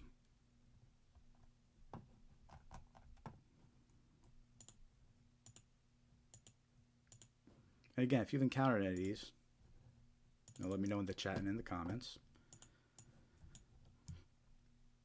But here's one that impersonates McAfee antivirus, right? And this one's much more convincing. It's got the colors, it's got the logo, right? So I could see how somebody could fall for this, especially if they already have McAfee and they think, oh, my McAfee's warning me, I better call, right? But a real McAfee antivirus alert, it wouldn't have a phone number to call, right? So that's the big red flag, is that it has a phone number to call, right? But they're trying to scare it. It's a big red, your PC is infected with viruses, action required in all capitals, right? But if the victim calls that number, they're connected to a scammer. Here's another one. It impersonates Norton by Symantec. All right, big scary letters, threats detected. you see how this could scare somebody if they get a pop-up like this. This is call this number immediately. Immediately contact support, toll-free helpline. But it's a scam. They call that number, they end up talking to the scammer. And look at, they have all the scary stuff that's going to happen, right? They try to, system hard drive may fail. Do not close the page until the issue is resolved.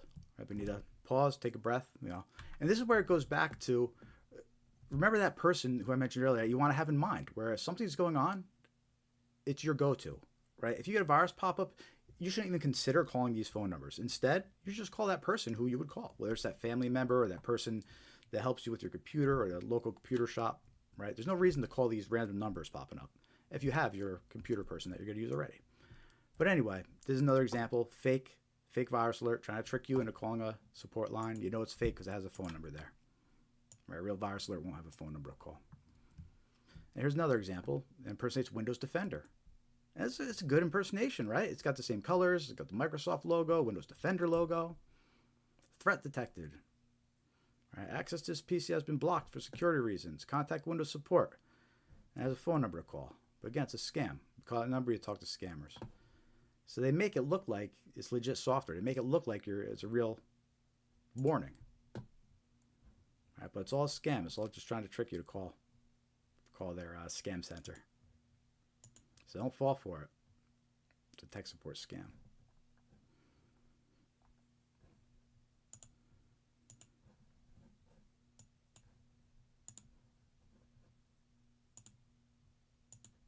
Now I mentioned the thing with these tech support scams too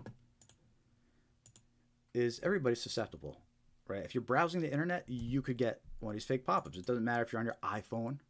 It doesn't matter if you're on your work computer or your Windows home computer or your MacBook. You can get one of these pop-ups. As long as you're browsing the internet, you get one of these fake alerts, right? So as an example, here's one that targets Mac users, right? It has a Safari logo and same look, right? Big scary red letters, virus found. Your Mac computer has 13 infections. Please call tech support as soon as possible. And it has a list of scary things. Apple firewall warning. Your computer has a serious virus. If you see this message, you should call Apple support at, and it's got the number. Right? But you call that number, you connect it to a scammer. And this one's it targets Mac users.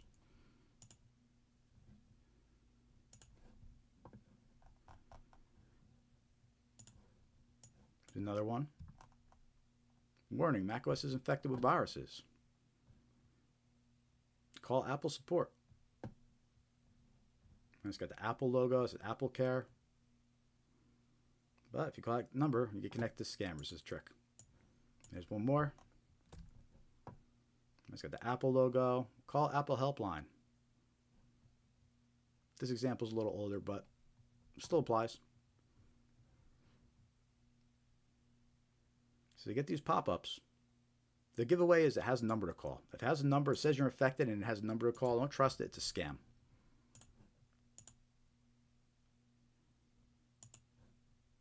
And that's how these tech support scams usually start, with those fake virus alerts. So important to be aware of those. Don't trust those numbers. Again, there have been cases, where people receive phone calls out of blue and it says, "I'm with Microsoft. We detected a virus." It gives you some fake narrative as well. But the big one you have to watch for is the virus pop-ups or fake alerts.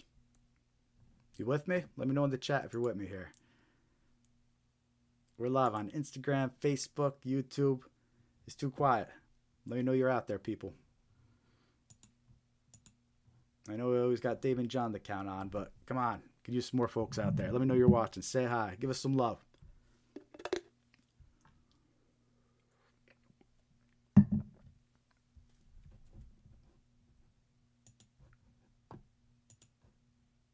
So the tech support scam. Watch out for them. Next scam we're going to talk about. Road toll scams. Now this one's still going around. It was extremely common this year. It seems to have slowed down a little bit, but it's evolved. It's actually evolved into an unpaid highway ticket now, which I'll go over that scam too. But let's talk about these unpaid road toll scams first. Right, so this is when the scammers impersonate road toll services like Easy Pass, SunPass, Fast Track, and they claim that an unpaid toll is due. Victims are usually contacted by text message or email containing a link to pay. However, the link opens a fake website designed to steal any personal or financial information entered by a victim. There never was an unpaid toll due. All right. So look, what am I talking about? Well, here's what I'm talking about. These scammers send you a text message. They claim to be from SunPass, Peach Pass, Quick Pass, Good to Go, Easy Pass, North Texas Tollway Authority, Drive Easy Maryland, Fast Track, Easy Drive Massachusetts, the DMV, Department of Transportation, right? The list goes on. And these scammers, they send you these text messages. They claim to be with one of these agencies, and they claim that you have an unpaid toll due. And let me show you some examples of what that might look like. Here's a text. Please pay your toll in Florida by January 22nd in order to avoid excessive late fees and potential legal action on statements. Please pay the tolls in time. Thank you for your cooperation and wish you a pleasant holiday. And it has a fake link to sunpass.com, but notice how it doesn't end there. It's -L917.sba, right? So they make it look like it's SunPass, but it's really a fake website that just has SunPass in the name. And notice this instruction at the bottom too, where it says, please reply yes, then exit and reopen the text message. That's a common instruction on scam text messages. So that's also a red flag. And I'll point that out on a few more examples that we bring up. But anyway, this is just one example of an unpaid road toll scam that you might get. Text message scam. Here's another one. You see that this one came from a phone number with a country code outside the U.S. This came from +63, right? So that's a Philippines, I believe. And this fake road toll text, it says, Easy Drive, Massachusetts reminder, your bill for $6.99 is due soon. Please visit. And it has the fake website to click. If you click that link, they're going to steal any payment details you enter. And this also has an example at the bottom of that instruction. Please reply with yes and exit and reopen the text. All right, so there's that red flag. So there's multiple red flags. One, it comes from a number outside the U.S. It isn't the case all the times, but in this case, it came from outside the U.S., so that's a red flag. The website address is a big red flag, right? It's .xin, Easy Drive, MAA, right? It's a weird, unusual sounding address. So that's a red flag. The capitalization is all off, so that's a red flag. There's lots of red flags with this example. You gotta jump out. Look at some more examples here. This one came from Philippines again, too. +63 country code. Your vehicle has an unpaid toll bill. To avoid excessive late fees on your bill, please settle it promptly. Thank you for your cooperation. Toll amount $6.99. And then they have the link to the fake website here. They include Easy Drive MA in the name, but then see the website continues to -pay.kk.top site, right? Some weird sounding website. But they included Easy Drive MA to try and make it seem more legit. Right? And there's that instruction again to please reply yes and reopen. That's always a red flag. And we started seeing these unpaid road toll scammers getting creative. They started sending text messages out. And you see this one came from within the U.S., right? So it's not even from outside of the country. This came from inside the U.S. And it just has an attachment, right? Which, by the way, you should never open an attachment that you weren't expecting. Whether it comes from a text message or an email, you should never open an unexpected attachment. It can install malware on your device. If anything, it'll include fake link to go somewhere, but worst case, it'll install malware on your device. So never trust an attachment they weren't expecting it from an unknown person. But if you did open that attachment, right, because let's go back to this, so you just get a random text like this. All right? If you did open it, it might be something like this. It's a letter that claims a toll violation. It says you owe $9.08, and then it has a link to pay now at a fake website. All right, so these unpaid toll scammers, they got creative. They sent a lot of different variations of these text messages out. They impersonated a lot of different agencies. Right? Some of them had attachments.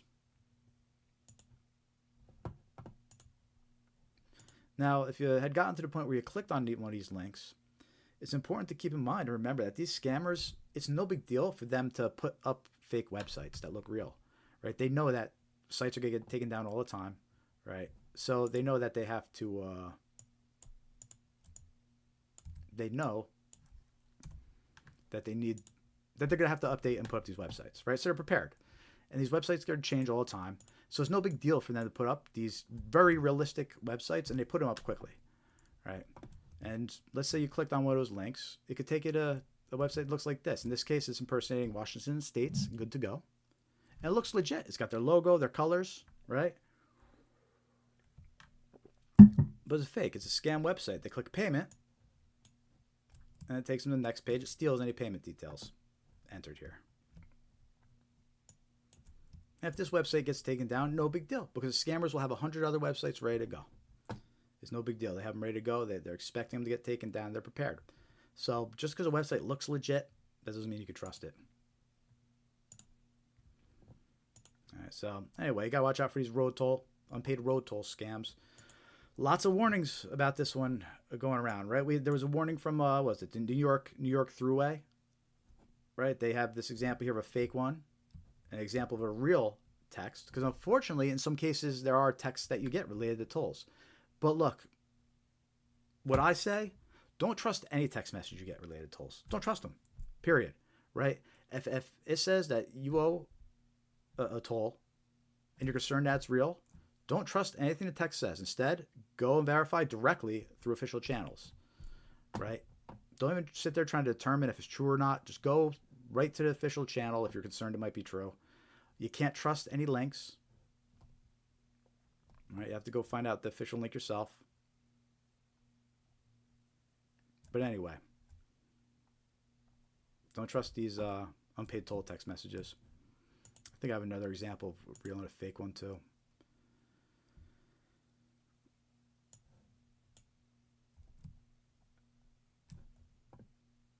Yeah, see, here's an example from Illinois, which, by the way, we saw this scam is spread across all the states.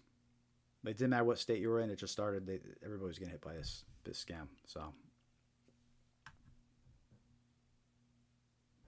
one of the indicators that they say for this one is the real one comes from a short code, where a fake one comes from a real phone number.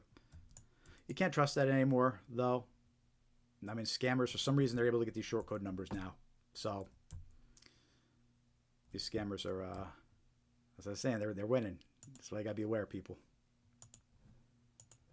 Yeah, so a lot of details about these fake road toll scams to watch out for. Here's another example. This one came from +63 country code again. The toll roads notice of toll evasion. You have an unpaid toll bill on your account. To avoid late fees, pay within 12 hours. The late fees will be increased and reported to the DMV. All right, it's got the fake website, SunPass in it, trying to make it sound real, but it's not. Let me know in the comments and in the chat if you received any type of text message like this, because they were going around. There were so many of these texts were getting reported to me. I have so many more examples of them, and it's actually a really good case study for how scammers have started to use AI and create all these different variations of this scam, because there's so many different wording variations of this unpaid road toll scam. So let me know in the chat if you were ever targeted with this text message. I know a lot of people were. Now, the thing about these road toll scams, it kind of evolved. There's a new version of this, and it's very similar to these this type of scam.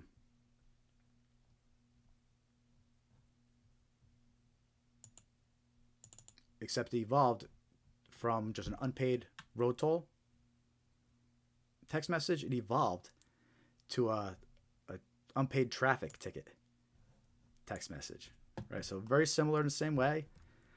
I think it's the same groups. I suspect it was the same groups behind this because, I mean, it's coming from the same country codes. The text they use is very similar, right? So this text message says, Illinois Department of Vehicles, DMV, final notice enforcement. Penalties begin on July 25th. Our records show that as of today, you still have an outstanding traffic ticket in accordance with Illinois code, and then it has some code listed. If you do not complete payment by July 24th, 2025, we will take the following actions. Report to the DMV, suspend your vehicle registration, suspend driving privileges, transfer to a toll booth and charge a 35% service fee.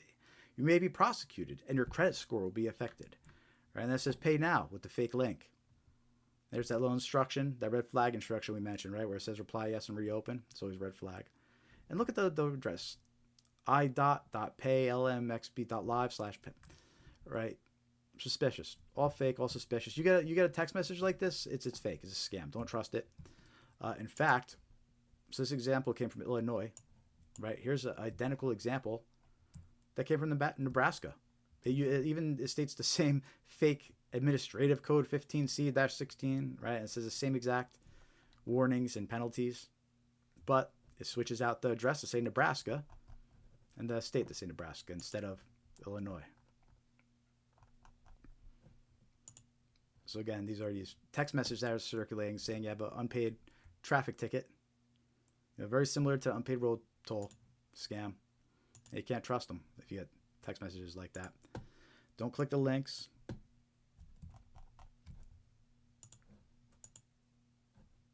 If you're concerned that it's real, go through official channels. Instead go directly to the DMV website. Don't trust where the text message tells you to go, because it's got to take you to a fake website. You got to go find the real website and check that way.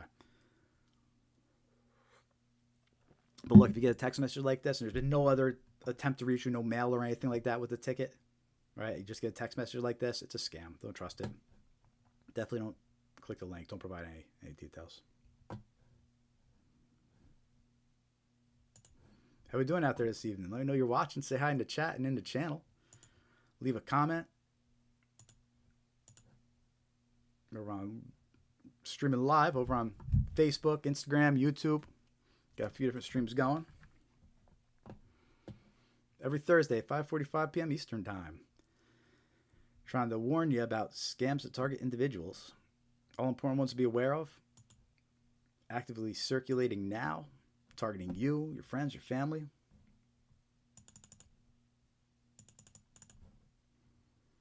So hit that like button. Let me know you're watching. Give us some reactions. If you're on the YouTube channel, hit that heart and give us some reactions. If you're on Instagram, say hi in the comments and hit that heart. Is there a heart under the lives? I don't even know. But give us some reactions here. Or on YouTube, or on Facebook. Subscribe, follow, like. It'll help us spread awareness. We also have our merch store. Check it out. You can support what we do. Purchase a mug, mouse pads, water bottles. We got some good merchandise there. Check out.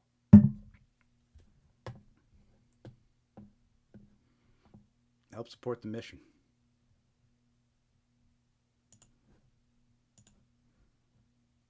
All right, so the next scam we're going to talk about here. So we just talked about road toll scams, fake traffic ticket scams. Next, we're going to talk about... Oh, hold on a sec. First, I need to update the agenda here because it looks like a little over there. 1 minute here.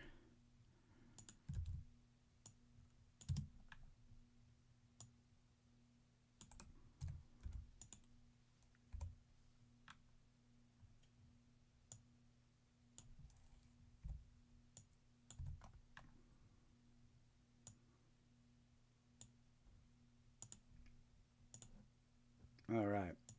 So the next scam we're going to talk about is wrong number scams.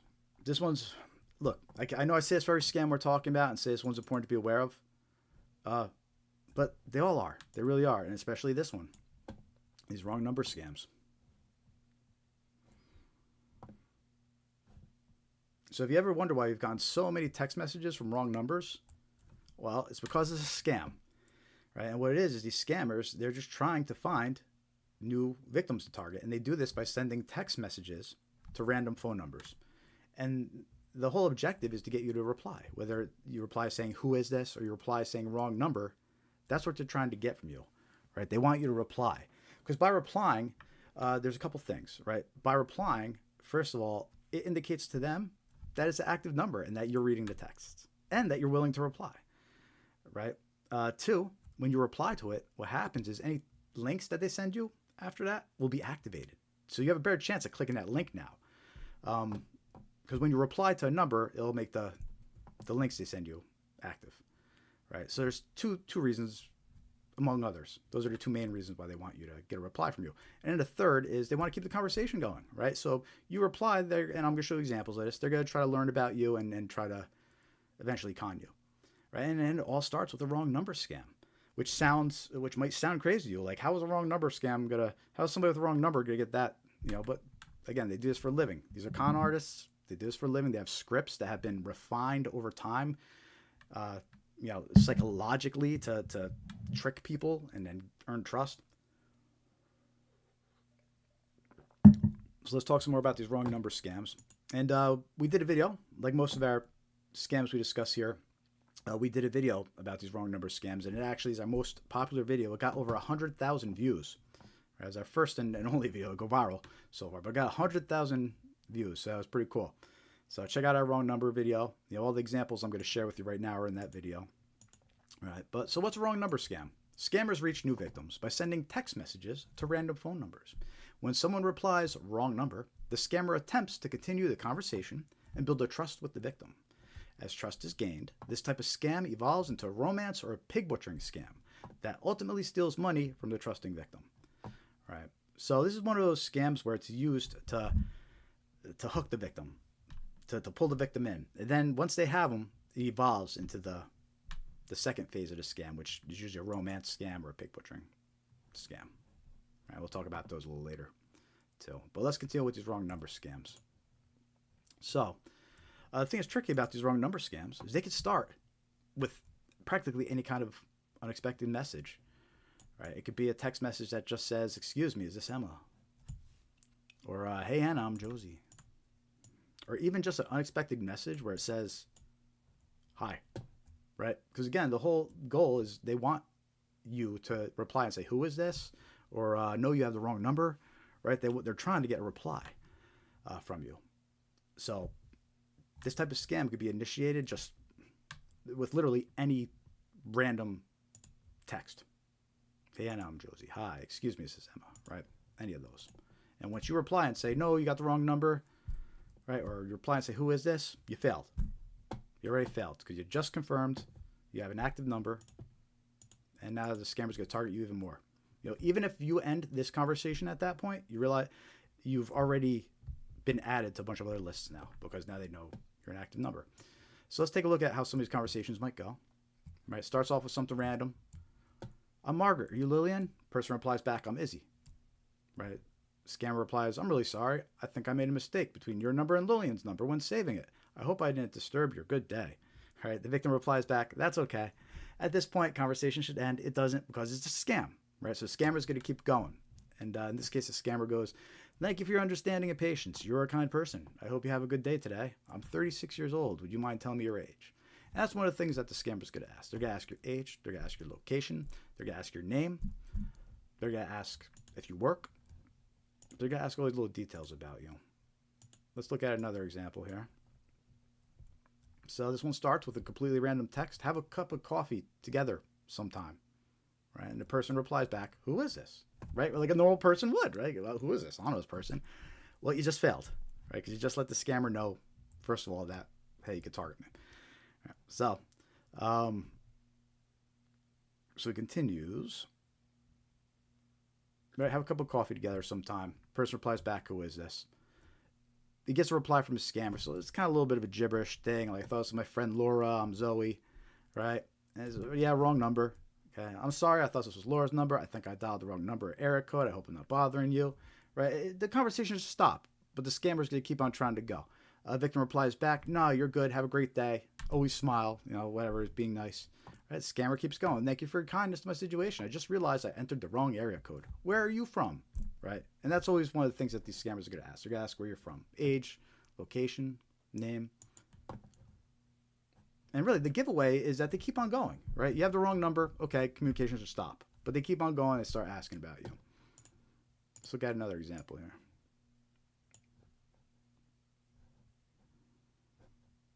Right, this one starts with a random message that says, "Hi." I reply back, "Who's this?" A normal person would. All right. "I'm Karina. Are you David? And we met last week at Linda's party, and you picked this number for me. Sorry, you have the wrong number."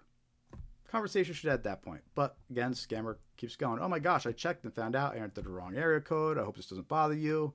Reply back, "That's okay, no problem." Of course, again, it should stop at this point. It doesn't. Scammer keeps going. "Thank you very much. You're a very friendly and polite person. I hope we can be friends. Nice to meet you. My name is Karina. What can I call you?" All right, we reply back, Pat. Could be guy, girl if you're to mess with them. And they reply back, you have a beautiful name. I'm from Malaysia, currently living in Los Angeles. Where do you live? Right? So they ask my name. They ask where you live. The other examples asked your age, location, just like where you live. So they pry. They start asking this information. Okay. In these examples, I always cut off the conversation early. But if you continue the conversation, eventually they're going to ask you to continue talking on WhatsApp or Telegram. They're going to try to get you to download a third-party app. Right. And we talked about that in the red flags.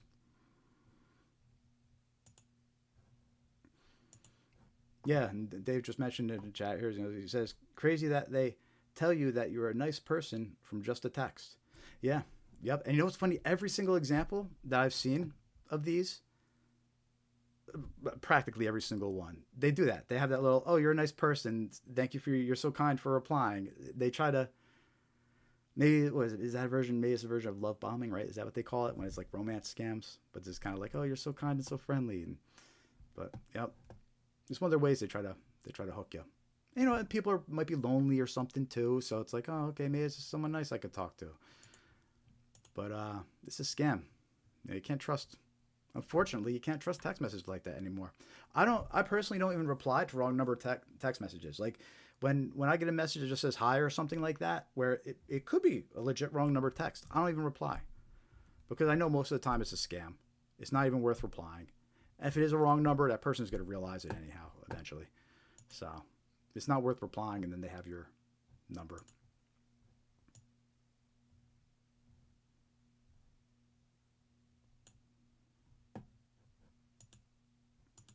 So I got one more example to share with you. Sometimes these wrong number scams, they'll include a picture. And this is an example of such. This one came to me. It's, look at that, October 17th. So this example is almost a year ago. That's funny. Almost a year ago as of tomorrow.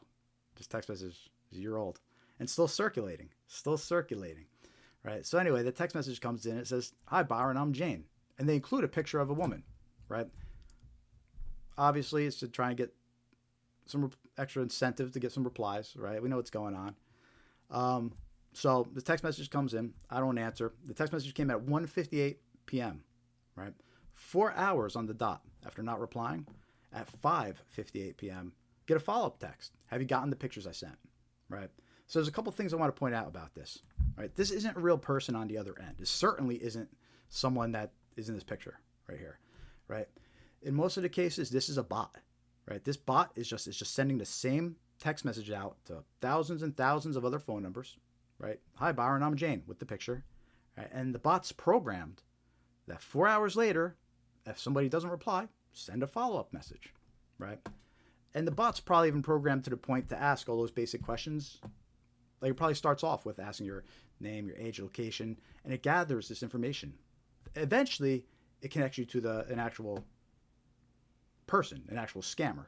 But initially, this is just a bot that's sending everybody thousands of text messages, gathering the same information from everybody, and then once it has people hooked, then it hands them off to a real scammer who continues the scam. All the meanwhile, they're impersonating this woman, for example. And the thing is, this picture could have been a stolen picture, right? And you might be able to do a reverse image lookup for this picture. At the time I did, it didn't find any results. So, but the thing is, now with AI, these scammers could just generate a fake image like this. This could be an AI image, right? And you won't find that anywhere else. So it's just another example of how these scammers are using AI to be even more convincing. They're using AI to generate images, of attractive women or people, right? They're using AI to generate the text to be more friendly and not have spelling errors and grammar errors, to be more friendly and inviting to try and trick people, right? So AI has become a real threat, and it's taken these scams to a whole nother level, right?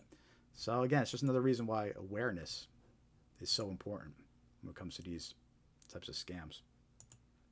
So I mentioned earlier that this video, these wrong number scam video we did, it was our first and only video to go viral so far, 100,000 views, which was awesome.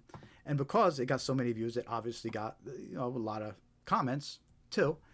And there were multiple people commenting on the video that they received the exact same text messages the exact same image of the exact same woman attached to it, right? So thousands and thousands of people are getting targeted with these types of wrong number text messages. And again, it's working, right? We're losing against the scammers. The scammers are winning because people get these text messages and they fall for this. They get sucked into the conversation, whether it's the friendliness or however it's conducted. They get pulled into this conversation.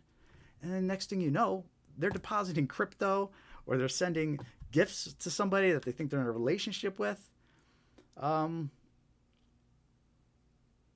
It happens. It happens. And, it could be happening to someone you know. If it's not happening to you, it could be happening to someone you know. I know people that's happening to. Sometimes, sometimes they'll listen when you warn them, but other times they won't.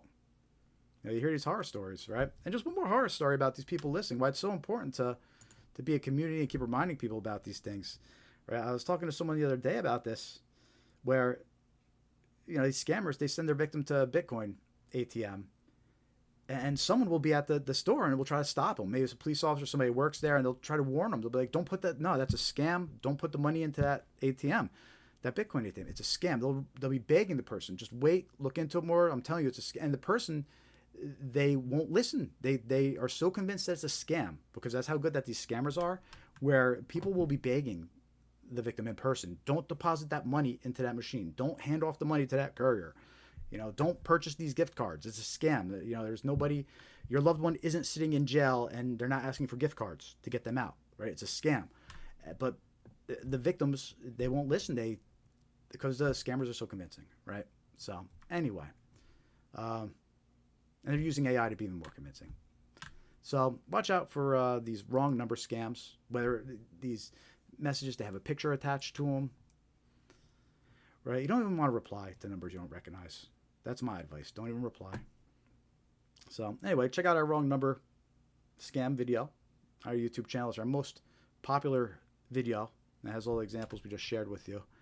And it's important to be aware of that, because eventually it will evolve into either a romance scam or a pig butchering scam. You'll lose money. You'll lose money to these scammers. They're good at what they do. Don't fall for it. You won't be able to get the money back once it's sent. What do you think of that? Let me know in the chat. Let me know in the comments. Say hi. Let me know if you're watching. Give me some reactions. Give me some likes, some subscribes, some follows. We're going to be going for at least another hour. So there's still plenty of time to share this live stream. Invite some friends. Get some more people in here. Let's get some more likes and some more engagement. Get the algorithm liking us and spreading our content around a little more. You could help us spread awareness by hitting that like button and letting your friends know.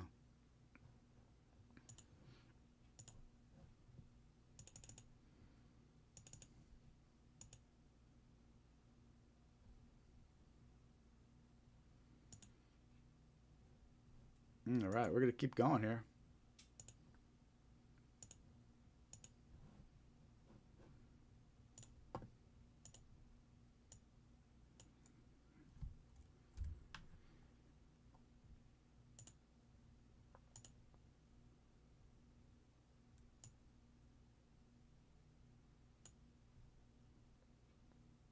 Okay, so next up we're going to do some more common scams here. This is actually my favorite batch of scams to go over on the live streams here. So definitely let me know if you've encountered them and what you think as we go through them here. And if you're just joining, let me go through my little spiel real quick, because if you're just joining, welcome to the live stream. My name's Jared with Scamware 101. Mission here, spread awareness about common scams that target individuals. These are all active scams that are circulating. They're targeting you, your friends, your loved ones. And all the scams we're talking about, they target regular people, regular folks, right? Everyday folks. We're being targeted through email. We're being targeted through text messages. We're being targeted by phone calls. We're even being targeted with regular old-fashioned snail mail. And we're going to show you some examples of that too. So to help spread awareness, we have a YouTube channel that we release videos on. So definitely check out our YouTube channel. Hit that like button. Hit that subscribe button. Everything helps. All right, so go check that out. We have a pretty big social media presence that's starting to grow now. So you can follow us on your favorite social media platforms: Facebook, Threads, Instagram, YouTube, X, Blue Sky. The only one we're not on is TikTok, and because we're banned from TikTok, but that's a story for another day. A fun one. But yeah, follow us on your favorite social media, and you can join our free mailing list. If you go to scamaware101.com, you can join our free mailing list here. And we'll send you some reminders when we're going to be going live. We'll send you some notifications when we post new scam awareness content. And we'll send you some scam awareness tips. Nothing crazy. We won't be sending you emails every day. We respect your privacy, and we won't send you junk mail. And you can unsubscribe at any time if you want. But check it out. Join the free mailing list, scamaware101.com. If you like what we're doing here and you want to help out financially, send us a few bucks. We appreciate that too. Go scamaware101.com/donate. Right, we also have a link at the bottom of our site here. It says donate or support. Right, you can donate to us directly that way. Or on YouTube, we have memberships and super thanks enabled. So if you're into YouTube super thanks and memberships, go check out what membership plans we have offered, and we'll gladly accept any super thanks too. We appreciate it. Anything helps, and we'll put it back into Scamaware 101 here and spreading the word. So join that mailing list, follow us on social media, hit that like button, that subscribe button, that follow button. We stream live every Thursday, 5:45 p.m. Eastern on Instagram, Facebook, and YouTube, which we're doing right now. And I am monitoring the chats. So I have the YouTube ones open right in front of me, so I'm monitoring that one the quickest. But I'm also checking in on the Instagram and Facebook too from time to time. So if you want us to talk about any specific scams or you have any questions, put it in the comments, put it in the chat, and I'll do my best to answer when I see them. And definitely hit that like button. Help us out. Help us spread awareness. So, but again, we're gonna be going for at least another hour. So still time to invite some friends in here and get some more people here. We're gonna go over some more common scams right now.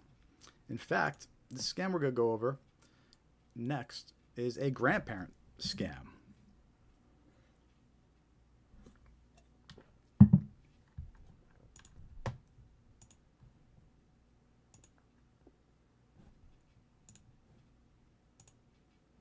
So let's talk about grandparent scams. This is when a scammer, they impersonate a distressed relative claiming to have been arrested and needing financial help. Victims, usually seniors, act quickly to assist their loved ones. The scammers will often impersonate law enforcement, court personnel, and lawyers to extract even more money from the victim, right? And this is one of those heinous scams that should disgust everybody, right? Because they're, first of all, it's called a grandparent scam because they're literally targeting your grandparents, right? They're targeting your older relatives, right? Your older loved ones they're targeting. And they're using you, the younger loved one, or the grandson, granddaughter, as bait, right? So whether you're the granddaughter or grandson, it should really bother you that scammers are using you to bait your grandparents, right? And if you're the grandparents, right, you should be disgusted that someone would go that low to try and impersonate your loved one to scam you. And there's something I have to mention it too, right? I think everybody's initial reaction when they hear about a grandparent scam is to be like, I would know if somebody was impersonating my loved one. I wouldn't fall for somebody calling up claiming to be my loved one, right? And maybe even if originally I thought about that too, but then I saw this example. We actually have a recording that we're going to play for you right now. A video, right? And it's of a scammer in the Dominican Republic, and he's actually performing one of these grandparent scams. And the reason why we could actually see him performing this grandparent scam, he's known as an opener. He's the one that reaches out to the victims first and initiates and opens the scam, right? And what happened was one of these scam YouTubers, these scam baiters, these YouTubers that fight these scammers, he actually was able to get onto the scammer's computer and watch the scammer through his webcam, right? So I have a small snippet from that video that I'm going to share with you just to give you an idea how these grandparent scams are done, right? But the whole video is fascinating. So the scam baiter, he goes by name Scam Sandwich, Scam Sandwich, right? And he's on YouTube. So if you want to see the full video, go to his YouTube channel. There's YouTube at Scam Sandwich, or if you search for Scam Sandwich, I'm sure he'll come up on YouTube. But there you can watch the whole video. You can actually see him confront the scammer and all that. But for the sake of this live stream, I'm just going to show you a quick clip of how these grandparent scams are actually performed by the scammer. And what I want you to pay attention to is really the first 20 seconds, right? The scammer, that's when he impersonates the loved one. And he impersonates the loved one as if they're in distress. He's pretending that they're crying and upset. And honestly, it could sound like anybody's granddaughter. It could sound like anybody's grandson. It could sound like anybody's distressed relative, because it's just somebody crying for 20 seconds saying, Mom, Grandma, I need help, right? And then boom, it switches over to he impersonates a police officer. But anyway, let me play it for you. And let me see if I can actually make this a little bit bigger on the screen for you here.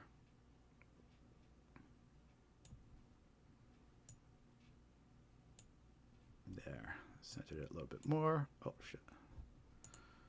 There we go. Okay. All right, cool. So this is again, this is a scammer in the Dominican Republic. He's known as an opener. He's the one that reaches out to the older folks, impersonates their loved ones, says they need money and help. And then what he does, he says, okay, stand by. We'll be going to call you back shortly. Right? And then he hands off the call to other scammers who then go through their methods of stealing the money. But this guy's the opener. He's the one that impersonates the loved one, and he impersonates the police officer, explaining to the grandparent what's going on. So let's take a listen, and let me know in the chat what you think. Let me know if you would fall for this, or know somebody that you think would fall for this, or at least if you could understand how someone could fall for this. But this video is really a big eye-opener, though, right? And I don't know. It made a difference to me when I saw this video. It kind of said, okay, now I understand why so many people could fall for this. So anyway, here you go. I'll stop talking and let me play this video for you. Oh, Mom, I had a car accident. Huh? I had a car accident, Mom. Is this Linda? It's me, Linda. Where are you? I got a car accident. What happened? I'm gonna put the officer on. I got arrested. You got arrested? Hi, ma'am. Yes. Hi, are you Linda's mom? Yes. What I'm gonna need you to do is grab a pen and paper and write down Linda's case number, ma'am. I need you to hurry up, please, ma'am. Case number? It's the number 2. 2? The letter B as in boy. Can you read that back to me? 2, B. Now, I'm gonna read what's going on, ma'am, okay? Okay. Linda was involved in a car accident. It was stated in the police report. She admitted that was her fault. While she was driving, she was using her phone. That's what caused the accident, ma'am, okay? Oh, man. The woman that was driving the other vehicle was 7 months pregnant. We had to rush her into the nearby hospital. She might lose her baby. Oh, really? Yes. Now, we actually confiscated her cell phone for legal evidence, so she cannot receive or cannot make calls. This is going to be her only last call. Are you with me, ma'am? Yes, I am.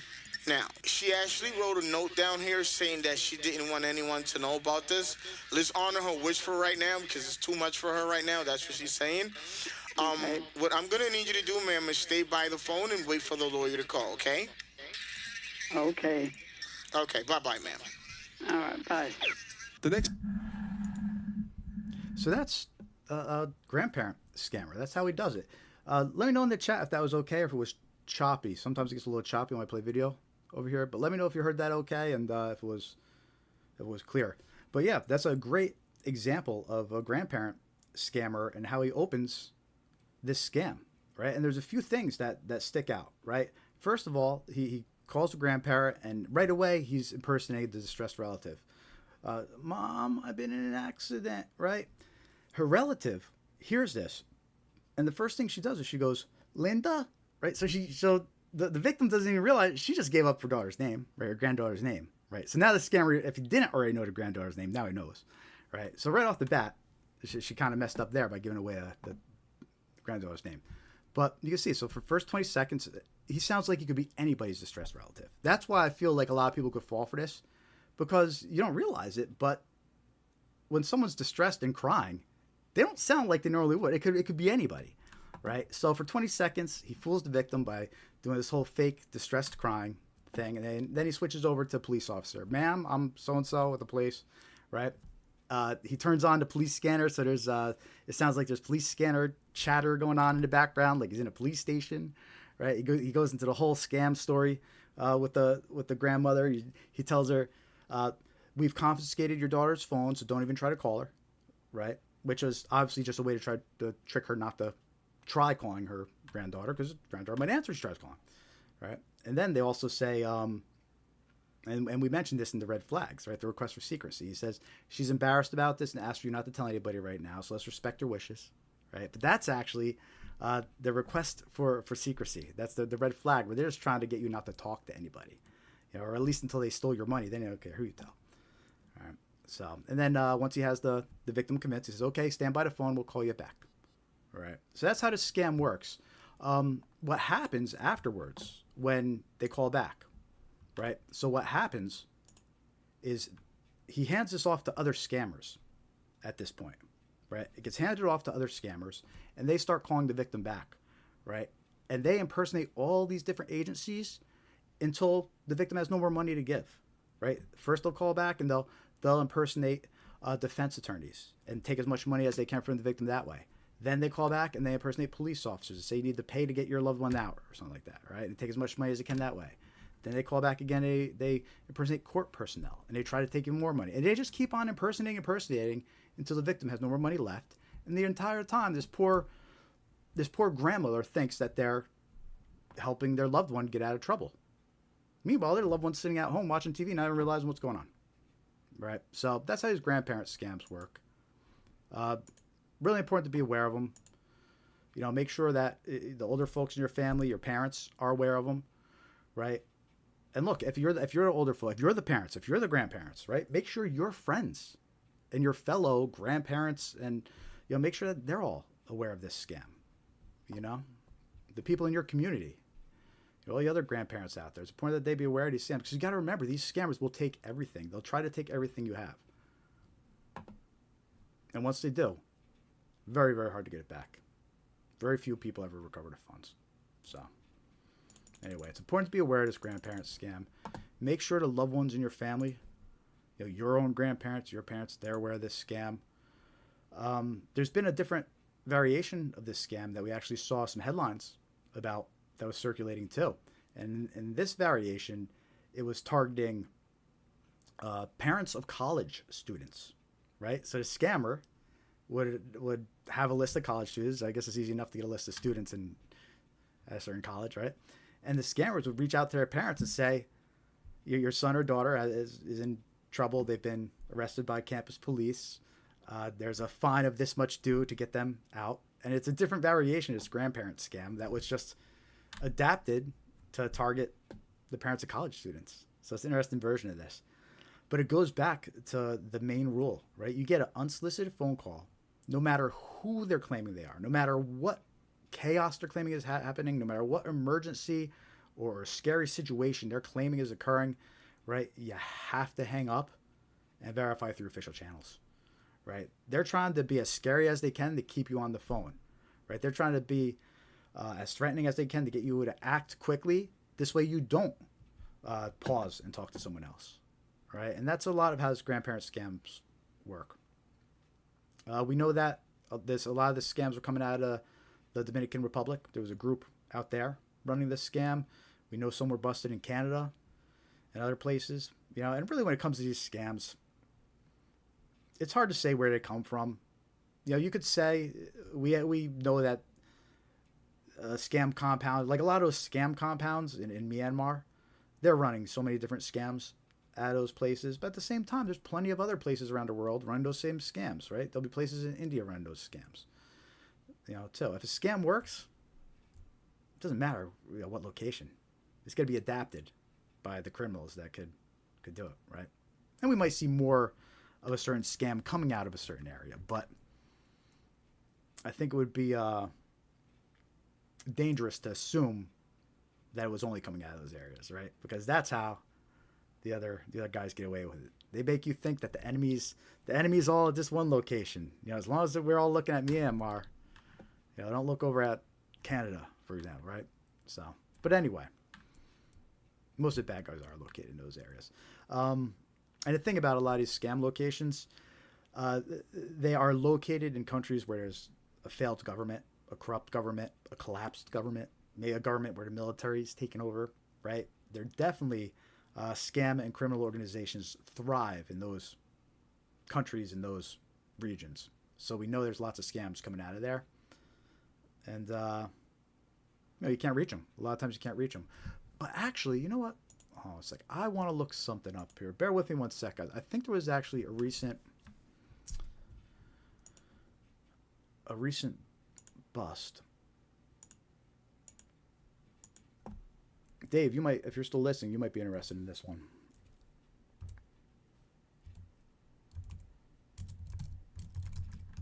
Let's go see if I can find the article real quick. Yeah, here we are. 15 billion. Yep.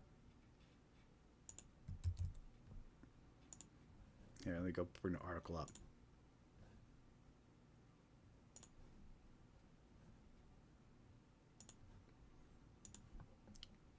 And we'll talk about the fake order scams next. But I just want to mention this article. So this came out 2 days ago on October 14th. DOJ, 15 billion in Bitcoin seized in pig butchering bust, right? And they mentioned,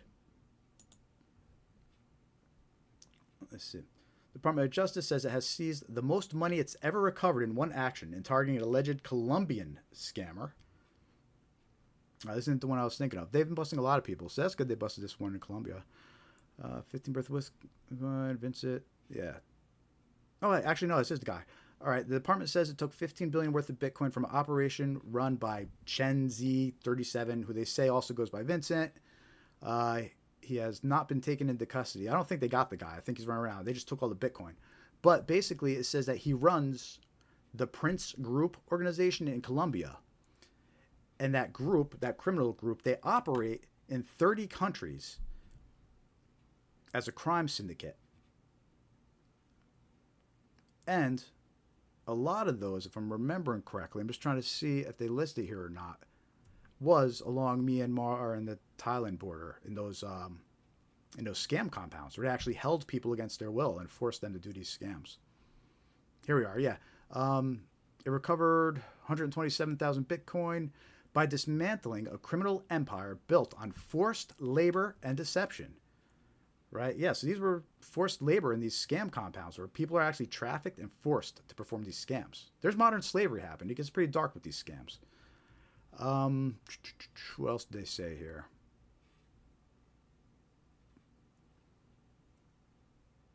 They mentioned pig butchering. A pig butchering scam is where someone is contacted electronically and asked to turn over money, usually cryptocurrency, with the promise of being repaid in full or more, like their investment scams.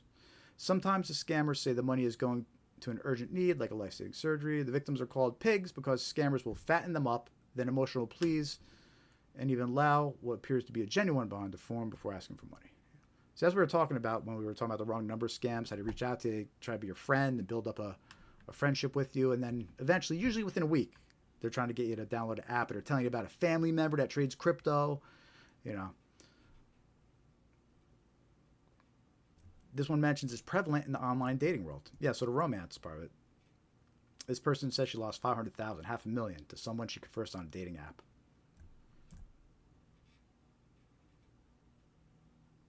But anyway, so I thought that was interesting. They didn't go into too much detail, but the other articles I read about it, this Prince group, if I remember correctly, had a lot of, I think it was like 10 scam compounds over in Myanmar and Thailand, and was forcing people to scam out of them. They got busted. 15 billion worth of Bitcoin. It seems like the bad guys are still on the run, but at least they don't got their Bitcoin. But that's an example of how the bad guys are shielded.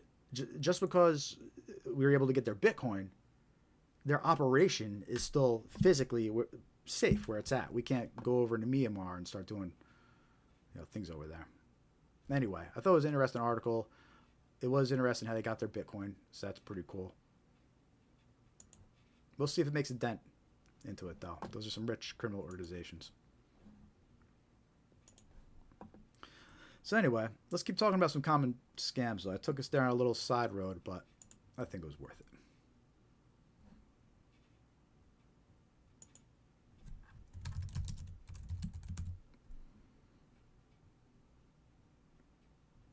Dave, always appreciate you hopping into the other chats, putting some activity there. Always appreciate it, man. Thanks for that.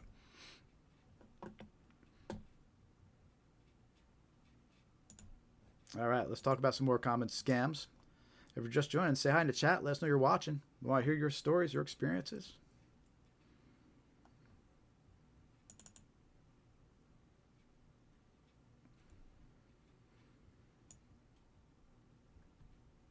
Okay, next scam we're going to talk about here. These are fake order scams. We did a video about this one too. I say it every time, but I mean it. This scam is an important one to be aware of because this one's targeting us from all directions.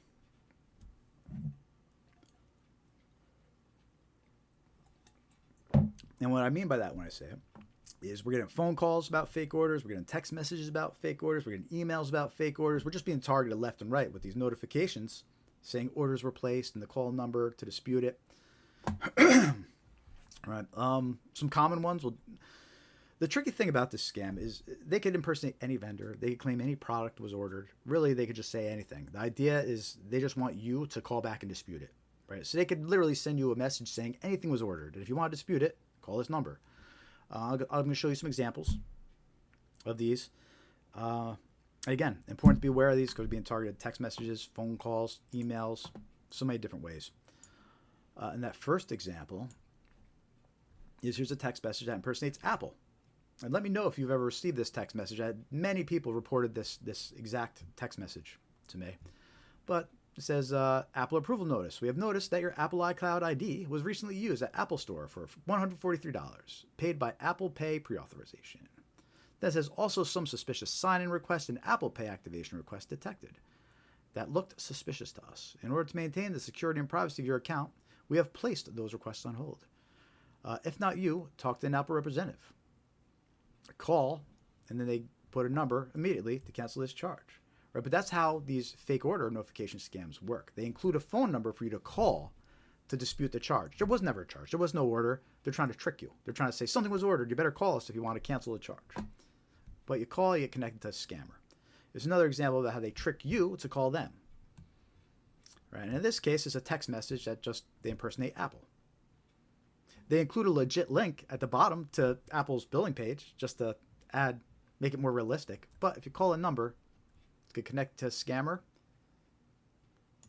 And they're likely what they're going to do is they're going to tell you, well, someone's placing orders with your information and you need to transfer your funds to protect them. And they're going to try to trick you into withdrawing and transferring the money to them. So that's a text message version of these fake order scams, right? And it's important you not to trust the contact information that's provided in these text messages or emails or phone calls, right? If you want to verify if what they're saying is true, you need to ignore them, ignore their contact information, ignore their instruction, right? And go verify yourself. Like in the case of that Apple one, you go check your Apple account and see if there's actually a charge, right? Don't click the links, don't call a number, but go check your Apple account or look up Apple's phone number and call them directly, right? But you don't want to go trusting the number that you receive in this text message or an email. They're trying to trick you to call a scammer. So it's important to be aware of that. That's why you always have to verify through official channels. You can't just trust anything that's included in that notification. You with me? Let me know if that makes sense. Let me know if I'm being clear. And if you have any questions, let me know. Also, share your examples too. What fake order notifications are you being hit with? I know PayPal emails. You get these emails that say a PayPal transaction occurred or is going to occur, right? That's a common one. There's the Geek Squad email that says your annual Geek Squad service is going to renew, right? And they try to get you to call a number if you want to dispute it, right? So there's the Geek Squad one, the PayPal one. There's McAfee one, email that circulates. I know that's a common one that tricks people into calling a fake number, thinking they're going to get charged for McAfee. All right, so you need to watch out for any kind of notification claiming you're going to be charged for something. If you think it could be legit, go through official channels. Again, go check the official app. Don't just trust what the text message or the notification says. You can't trust the phone numbers. And again, just a reminder, if you joined us late, just as a reminder too, if it's a phone call, even if the phone number displays who they claim they are, you can't trust it. We know these scammers can manipulate what caller ID shows, right? When they're impersonating Walmart, they could show Walmart on your caller ID, right? You can't just, you still have to hang up and you still have to confirm through official channels, like regardless of what your caller ID says. But anyway, let's continue about these fake order scams. So I showed you the text message version, all right? So it's important to be aware of that one. But I also mentioned that they're targeting you over the phone as well, right? So we have a few recordings that we're going to play for you of these fake order scams. It's important to be aware of these as well. So this first recording, they're saying that they're going to impersonate Amazon, and they claim a MacBook Pro was purchased under your account. And then they try to trick you into pressing 1 to be connected to a customer support. But it's actually a scammer. If you received this call and you pressed 1 or called them back, you'd be talking to a scammer. There was no purchase. There was no MacBook purchased. If you were concerned you should go check your Amazon account directly, because they're saying it's Amazon. But you shouldn't go trusting any phone numbers or any contact information left in a message like this. But let me play this message for you. And again, multiple people reported this message, and I've had reports of it recently, so it's still circulating. So be aware of this one, and let's take a listen here. This call is to authorize the payment of $1,499 for the recent order of Apple MacBook Pro on your Amazon account. If you do not authorize this payment, please press 1 to speak to our customer support representative. Right, so it's a phone call. The idea was somebody was supposed to answer. Let's say you get this phone call, you answer, you hear this message saying that you purchased a MacBook Pro for $1,400, and it says if you didn't, press 1. Right, so you got to press 1. You get connected to a scammer, and that's what you don't want to do. You don't want to press 1 because it's a scam, especially if you get a phone call like this. And that's an example of fake order scam. It's the phone call version. Just like the text message version, you got a text message notification that said call this number to dispute it. This is the phone call version. You get phone calls saying to dispute it. Here's another example of a phone call. Again, actively circulating. We saw reports of this one recently too. When we check the AARP scam tracker map every week, and we're still seeing reports of this recording I'm about ready to play for you. This one impersonates Walmart and says you purchased a PlayStation under your account. All right, so let's listen to this phone call of a fake order scam. We are trying to contact you concerning an unverified purchase of PlayStation 5 Special Edition bundled with Pulse 3D headset being ordered from your Walmart account for an amount of $859.50. If you did not authorize this transaction or wish to cancel, please press 1 or return our call on same number at your earliest convenience. All right, so that's an example of a fake order scam. Impersonates Walmart, says you purchased a PlayStation, and notice the red flag where it says callback number at your earliest convenience. When they can't even leave a real number, if it just says callback number displayed or callback number, right, that's a red flag that it's a scam, and you shouldn't trust it. So be aware of that. And that's just another example of a fake order scam phone call that's trying to trick you, into thinking an order was placed and that you need to dispute it. You should be connected to a scammer. All right. So we looked at the text message version of this scam. We looked at the phone call, or listened to the phone call, 2 phone call versions of this scam. But what about email? Right? Because I mentioned we're being targeted from all directions with these fake order scams. Well, as far as email goes, here's an article from about a year ago. Right, still relevant today as any. And it says a 23-year-old woman reported losing $4,100 after falling victim to an identity fraud scam in July. The scam began on July 17th with an email claiming she had purchased an iPhone. Right, so I'm going to stop right there. There's the fake order notification. In her case, it was an email. She gets an email, probably impersonating Apple, and says, you purchased an iPhone. It says, if you didn't make this purchase, call this number to dispute it, right? So the woman calls the number in the email to dispute the purchase. Right, so if she thinks she's talking to Apple, she's actually talking to a scammer now. Right, so she's talking to the scammers on the phone, and the scammers say that she had multiple accounts open across various states, and she was informed someone was using her identity. Right, so at this point, where they're done with the fake order notification, right? The fake order scam served its purpose. Its purpose was to trick this victim into thinking an order was placed and to calling the scammers to dispute it. Right, so that's the whole fake order notification. That's what it's meant to do. And in this case, that's what happened. Right, so now she's on the phone with the scammers. This is when they start giving the whole narrative. It's known as the, I believe it's known as the phantom hacker narrative. Sometimes they've been referring to it that way, where they say someone's got access to your account, your money's not safe, you need to withdraw it from the account and transfer it to this account, or you need to withdraw it from the account and you need to deposit into this Bitcoin ATM. Right? Or in her case, they said you need to withdraw $3,600 from your bank account, right, and purchase Walmart gift cards. Red flag, right? Gift cards. And so she did. And it says, and additionally, she sent another $500 gift card. So she ended up losing $4,100 before she realized that this was a scam. All right, so then it's a good example of a fake order notification scam. You know, she gets notified she purchased the iPhone. It says, if you didn't, call this number to dispute it. And there you go. Also, again, notice the age of this victim, 23. It's a 23-year-old woman. So again, I just want to point out, a lot of younger folks think, oh, I'll never get scammed. It's just the older people that are falling for these scams. But look, younger folks actually fall for more scams than the older people do. It's just the older people lose more money because they have more savings put away. They have more put away for retirement, right? They have more in their bank accounts usually than younger folks. So the older folks have more to lose, and they do lose more to these scams. But the younger folks, they get scammed even more than the older folks. So if you're a younger person out there watching, don't get cocky, because that's how they get you. So anyway, that's all fake order scams, right? You're being targeted from all directions: text messages, phone calls, emails. They could claim any item was purchased. They can impersonate any vendor, right? So you have to keep your guard up. You have to be suspicious to any types of notifications you receive saying that a purchase was made or an order was made. If you're concerned that it's real, go verify through official channels. Again, don't trust the phone number it says to call. Don't trust any links, right? Stay vigilant. A lot of people falling for this one. These fake order scams. And let me know in the chat and the comments you have been targeted by these types of scams. Emails, text messages.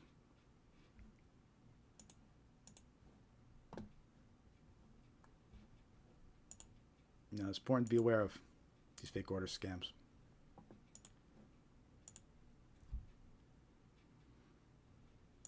All right, it's time to take our second and last 5-minute break here.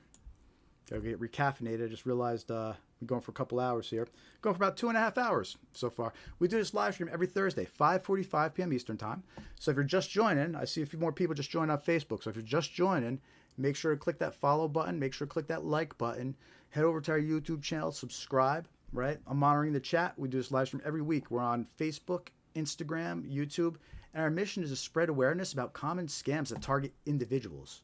You, me, your friends, your family, your loved ones.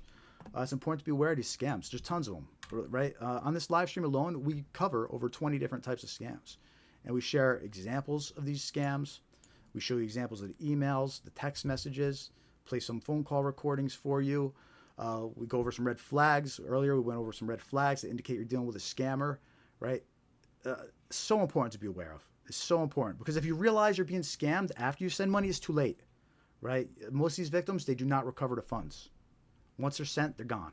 Very rarely are victims lucky enough to recover the funds.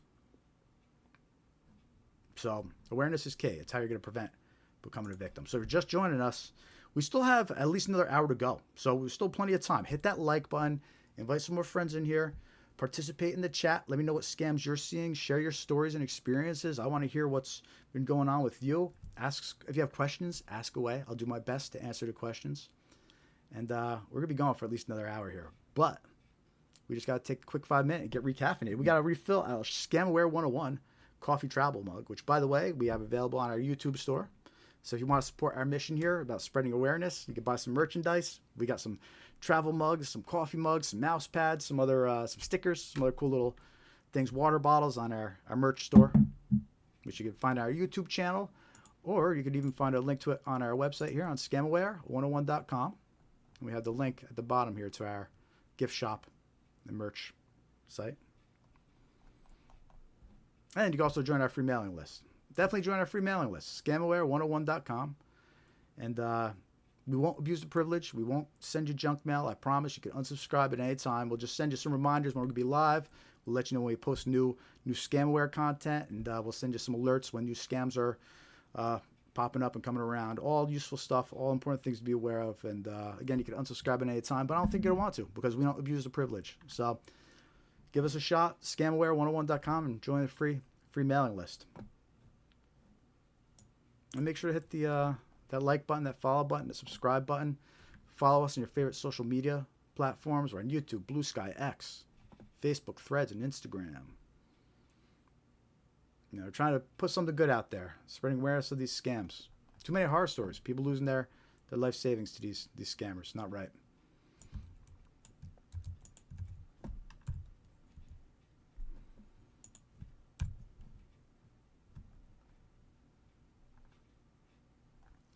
All right, let's do our coffee brew. I'm just updating the agenda here. If you're just joining, we have the agenda over here on the left. I've been updating it as we go along here, just to kind of keep you up to date with which scams we're talking about.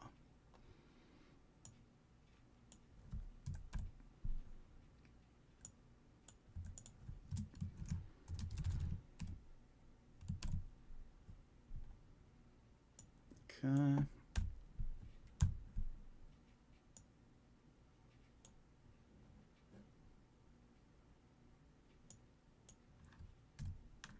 Okay.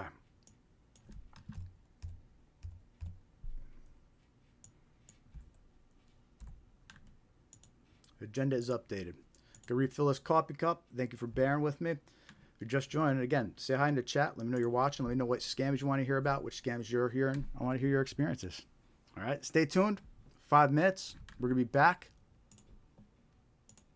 with lots of more common scams to be aware of. They're targeting you. Right? So stay tuned. Back in 5.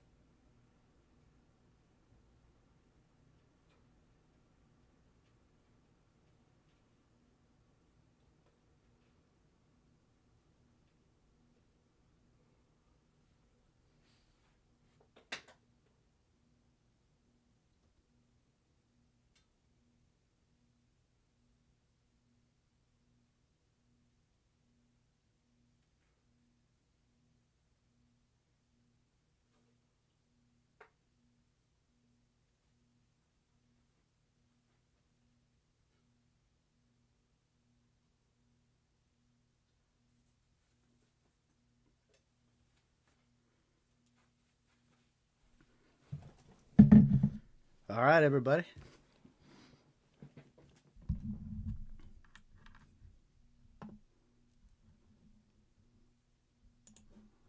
How we doing out there? Let me know you're watching. Say hi in the chat. See how we're doing tonight. I'm seeing it pick up a little bit in Facebook, so that's awesome. If you're watching on Facebook, welcome to the live stream. We're going for over 2 hours, closer to 3 hours now. We start at 5:45 p.m. Eastern time, but we're gonna be going for a little bit longer. And if people start participating in the chat more, that I see it filling up, we'll just keep going. But in the meantime, we're gonna keep going here, and probably uninterrupted for the rest of the live stream, because now I'm recaffeinated. Just finished our coffee break. Second coffee pause here.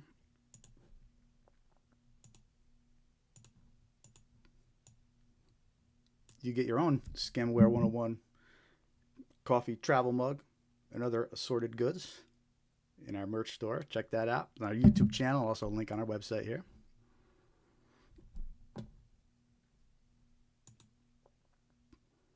And if you're just joining, thanks for joining the live stream.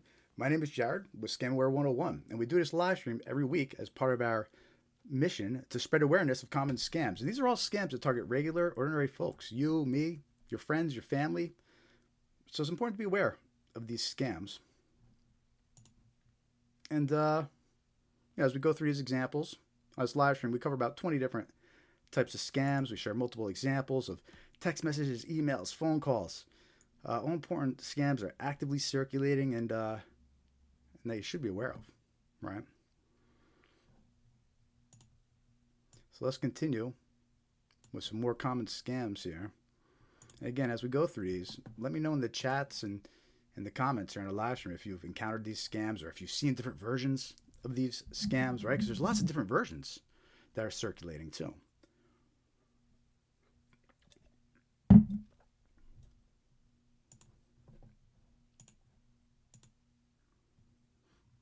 So the next scam we're going to talk about here are going to be undeliverable package scams.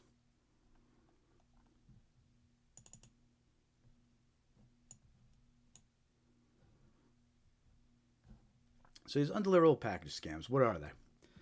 Victims receive fake notifications about an undeliverable package and are asked to click a link to resolve it. The link opens a fake website impersonating UPS, FedEx, or USPS, and any personal or financial details provided by the victim are stolen by the scammers.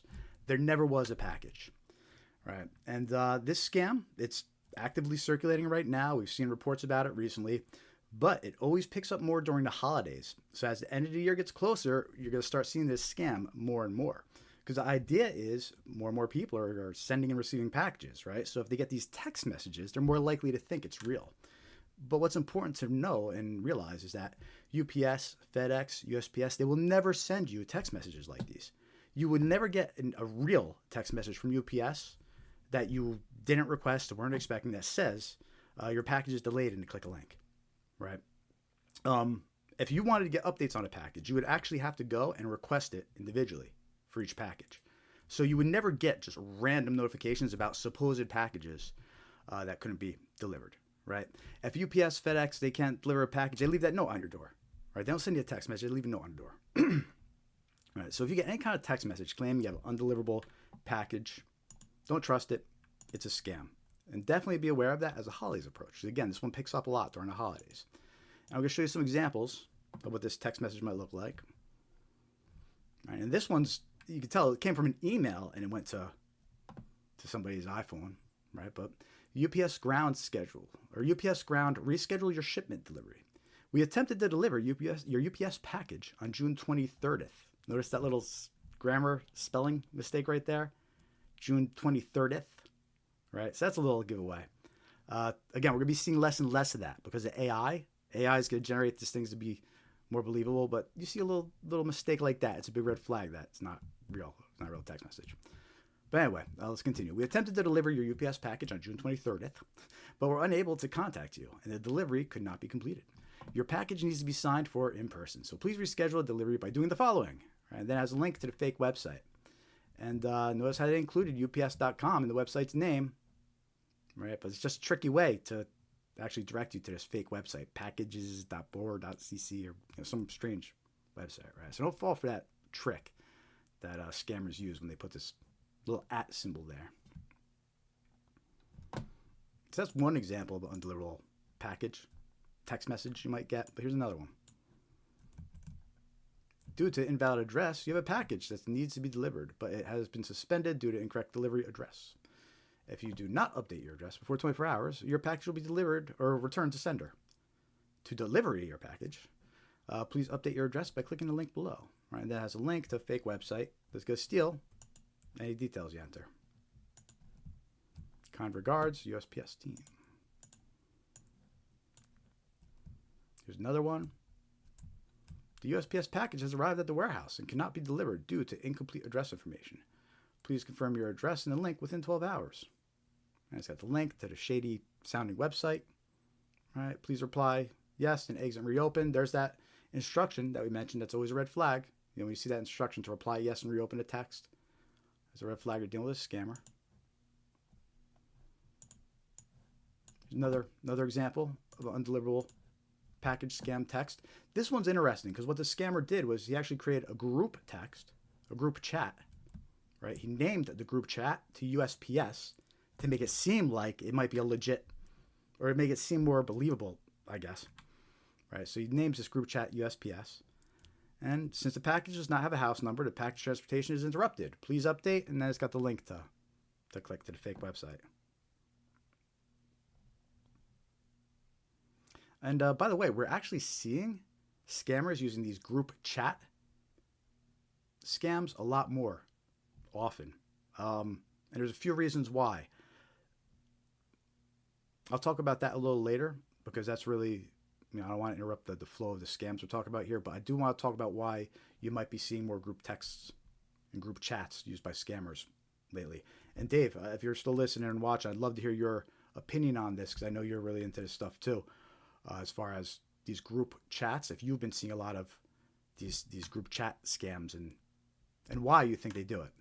I have a few suspicions of my own too that I'll mention, but I'm curious for any input of anybody else watching too that maybe is familiar with the subject. Love to hear what you have to say about these group chats that have been getting used more often by scammers recently. But anyway, back to these undeliverable package, right? So you get a text message, it's a group chat, they name it the USPS, and it says the same thing. Couldn't deliver a package, click the link. But it's a scam. Again, remember, you're never FedEx, UPS, USPS, they will not send text messages like these. So if you get them, you could be sure it's a scam. A couple other examples here.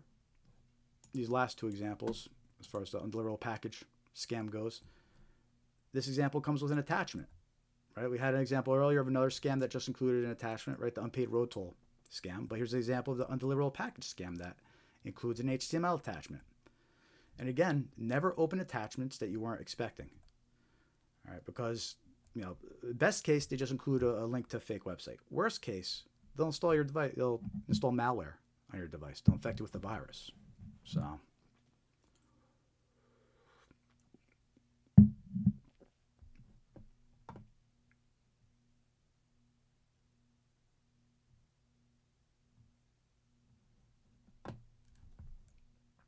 So watch out for this text message and never trust attachments they weren't expecting, right? And this could be convincing to somebody. It has a USPS logo. Dear customer, your package has arrived at the distribution facility. We're unable to deliver due to incomplete address information. And here's a similar one. It's got a PDF instead of HTML. Also, notice they came from numbers inside the US. But anyway, don't trust text messages like these. You'll never get legit ones from UPS and FedEx when it comes to these. Hey, Dave, let's see. Dave's mentioned something in the chat. Oh, it sounds like some of the scam baiters are going to be getting a TV show. It sounds like there's a rumor. That'd be cool. Good.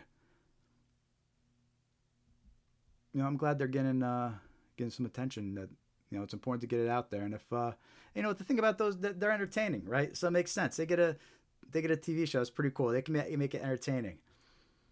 I'm the boring guy when it comes to this scam awareness. I'm the guy that does the boring stuff like that, the presentations and but we all have our purpose and a lot of information that we have and we're able to share with people is because the scam baiters, right? So we'll have a purpose, and that's awesome. I hope they get that. It sounds like they're getting that TV show. That's great. Good stuff.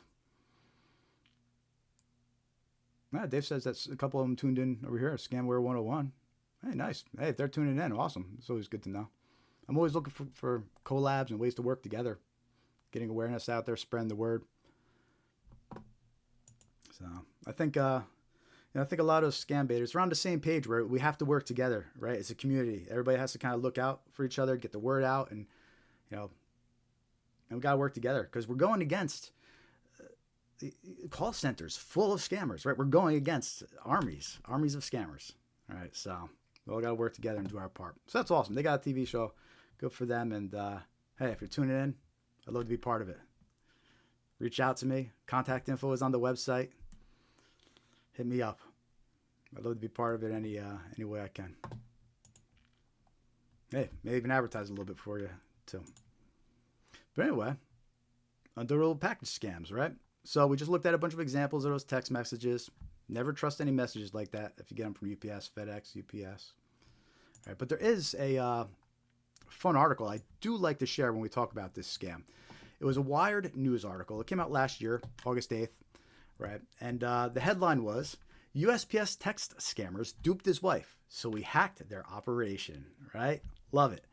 Gotta love a headline like that, right? But what's great about this article is it found a lot of details about the operation, what was going on behind the scenes, right? And in this case, it turned out that it was a Chinese language-based group that was running this USPS undeliverable package scam. Again, there's only one group. There's plenty of other ones that are probably run the same scam, but in this case, he infiltrated this group, and they were Chinese language-based.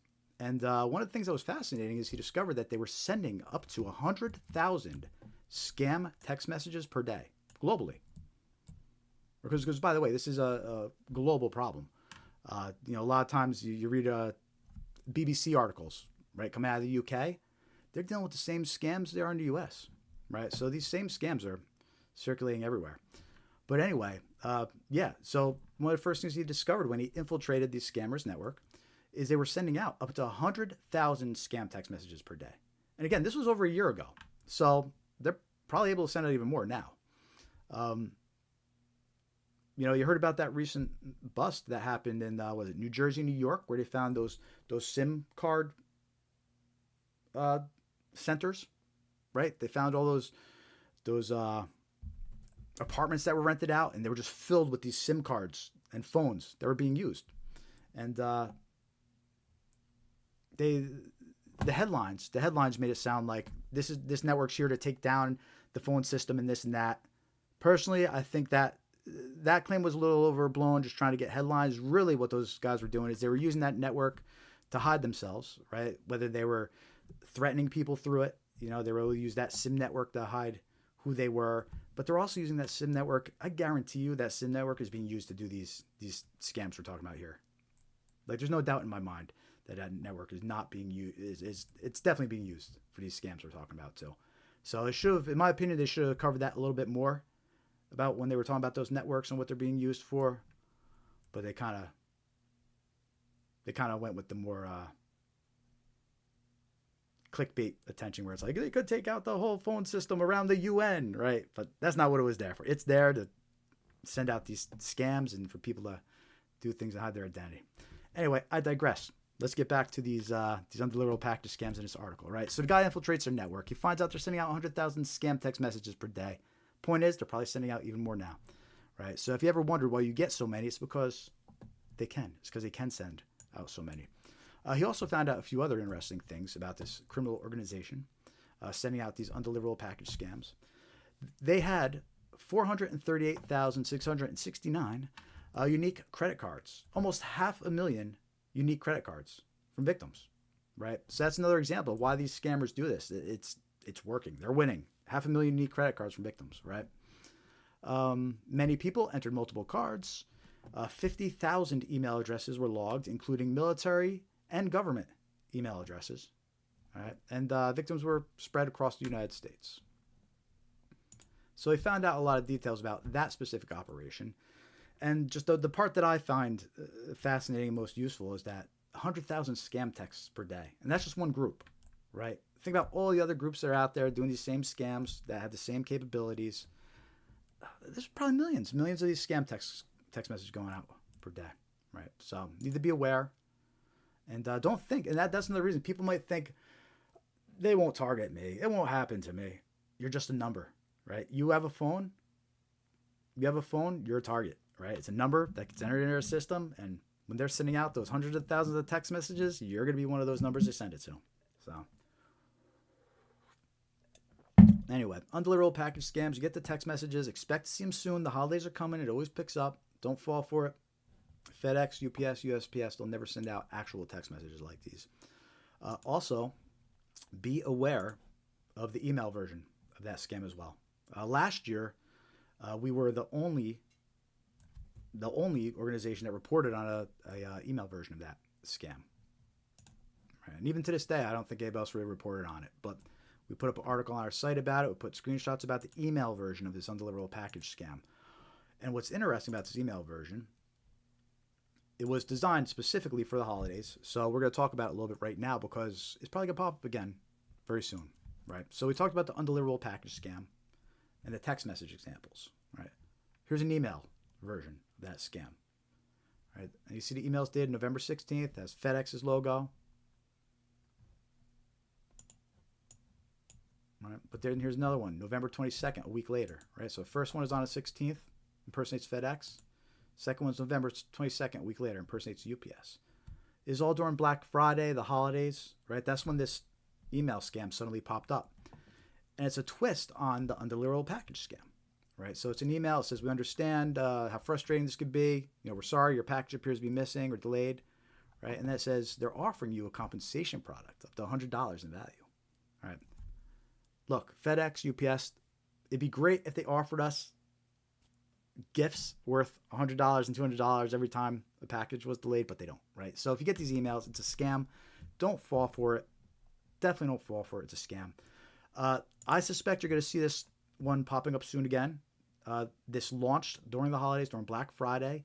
The links, which I'm going to show you in a minute, linked to fake retail pages that were designed to target holiday shoppers. And then it disappeared immediately after the holidays. Right. So, but we were able to catch it. We got these screenshots, logged a whole bunch of information about the sites it was directing to, and we put up a really good video. We actually did a video about it, and we put up the report about it on our website too, before it disappeared. Right. But now we're prepared for it because it's going to happen again. We're going to start seeing it again this year now. It's going to pop up again during probably in a month. If it's not Circulating Array, we're going to see it in a month again for Black Friday. I guarantee it. But anyway, this is just another example of these undeliverable package scams. And it shows that a text message scam that you get, a lot of times there's probably an email version. And vice versa. An email scam you might get, there's probably a text message version. All right, they just modify it a little bit. And the scammers, they'll use all these different methods to target you any way they can. So anyway, that's an undeliverable package scam.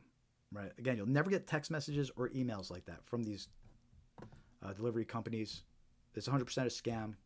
You know, you get something like that, don't trust the links, and don't provide any information. Don't fall for it.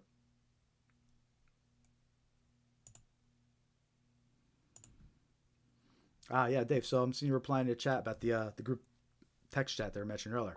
Right. So there's definitely no legitimate reason, and there's some interesting things that I've noticed about that happening and why it's starting to happen lately. And what I noticed is on an Android device, right? In a lot of these examples, on the Android device, you can't tell who started group chat. Unless they send a message to the chat, right? Somehow they're able to start these group chats without sending a message. So all you see is that you've been added to a group chat with like 19 other people or 19 other numbers, and you don't know which one's a scammer, at least on an Android, right? I don't know on an iPhone if you're able to tell who started the chat on an iPhone when they do this. But on an Android, when they create these group chats with no message, it just, boom, you're added to a group chat, right? On an Android, as of right now, there's no way, at least that I could find out, that you could tell who created that group chat. You don't know who the scammer is. Everything I found said, it just said, usually the person who sends the first message is the person who created the group chat. That's what they said. But they don't send a message. You don't know who started a group chat right? So you with me? So I'm like, so in my mind, I'm wondering, why are these scammers starting group chats and they're not sending anything to group chat? Because I have some examples where, I have a Coinbase scam example where they started a group chat and they sent a Coinbase message to it. But I have more examples where they just started a group chat and then didn't send anything to it, right? So I was trying to think, why are they starting these group chats and not sending anything to it? Like, what's in it for the scammer? Then I figured out, wait a minute, on Android, first of all, you can't even tell who started group chat, right? So right off the bat, like, the scammer's still hidden. You don't know who the scammer is. And then what happens is when people leave that group chat, the scammer could see. So here's what I think's happening. The scammer starts this group chat, right? Nobody in the chat knows who the scammer is because he didn't put a message. Just all you see is just got add to empty group chat, right? And now the scammer watches, and as people remove themselves, he knows that those are active numbers to target. And nobody knows who the scammer is in the group because nobody sent a message, right? And then if anybody does send a message, it just creates confusion anyhow and more coverage for the scammer. So I think that's what's going on with these scam messages. A lot of times the scammer could hide who they are if they don't put a message, and they can verify if phone numbers are active and legit. People are sitting there leaving the group chat because it announces it. Right? Does that make sense? I don't know. What do you think about that? Anybody watching, if you're able to follow that or get what I was saying, I'd love to hear your opinion on it, because it's definitely something we've seen more, is that these group chats being started now by scammers. I think those are the main reasons why. I think it's because one method is another way to find active numbers to target. They see numbers that leave the conversation, they know it's an active person, right?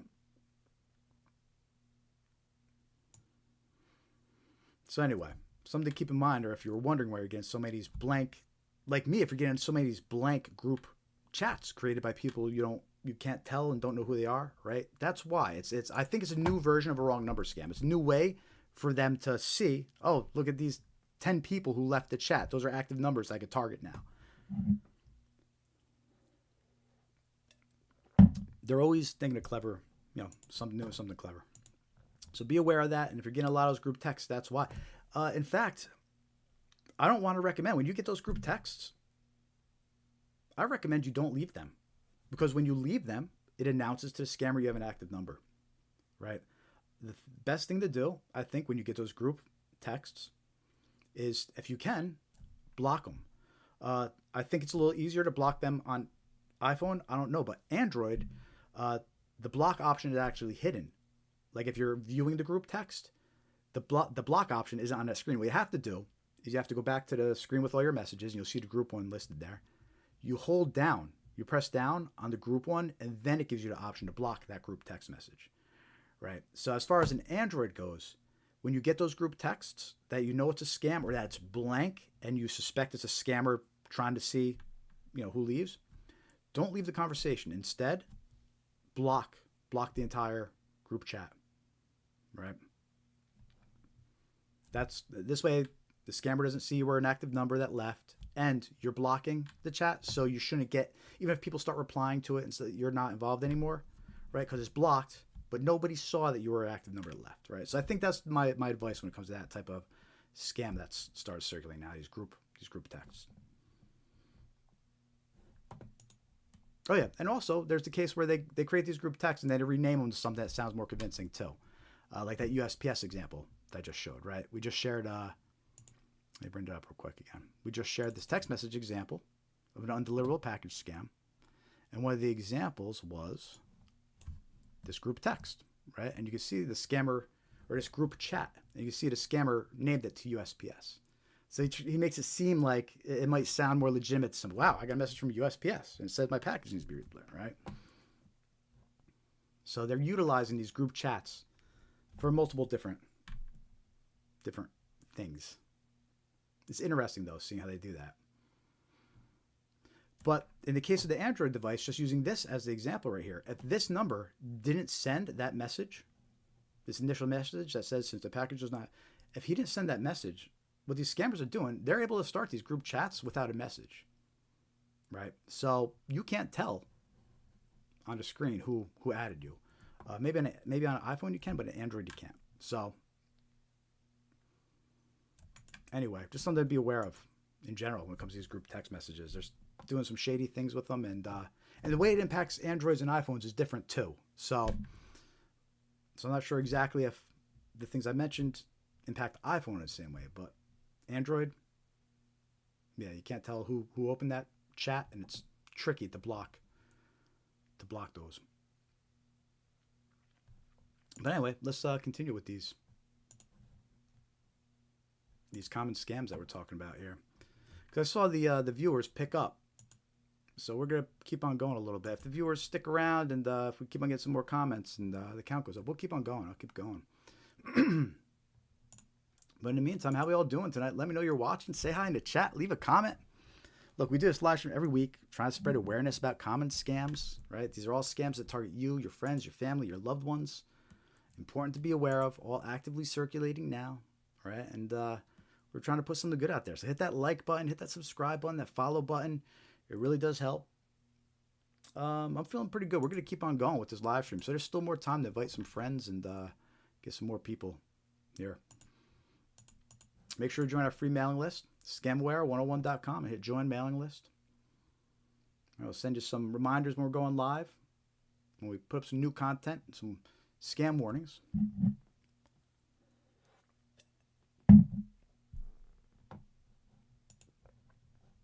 Follow us on all your favorite social media, YouTube, Blue Sky X, Facebook, Threads, Instagram. But next, let's talk about some fake retail websites. This one's important to be aware of too, because the holidays are coming.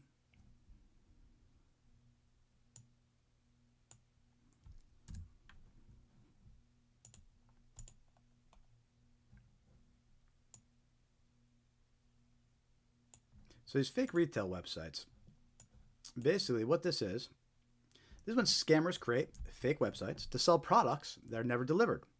Right? The victims are lured in by unbeatable deals, and they lose money once they pay.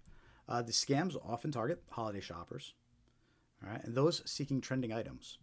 Right? So these scammers, I mentioned earlier, it's no big deal for them to put up these fake websites. Right? They know that they're constantly going to get their websites taken down, so they've perfected the process of one website got taken down, let's put up another. Or they already have 10 other ones up, ready to go when another gets taken down. They're prepared, right? So there's tons of fake websites out there. It's no big deal for these scammers to put them up and advertise them, right? Because you could end up on one of these fake websites in many different ways, all right?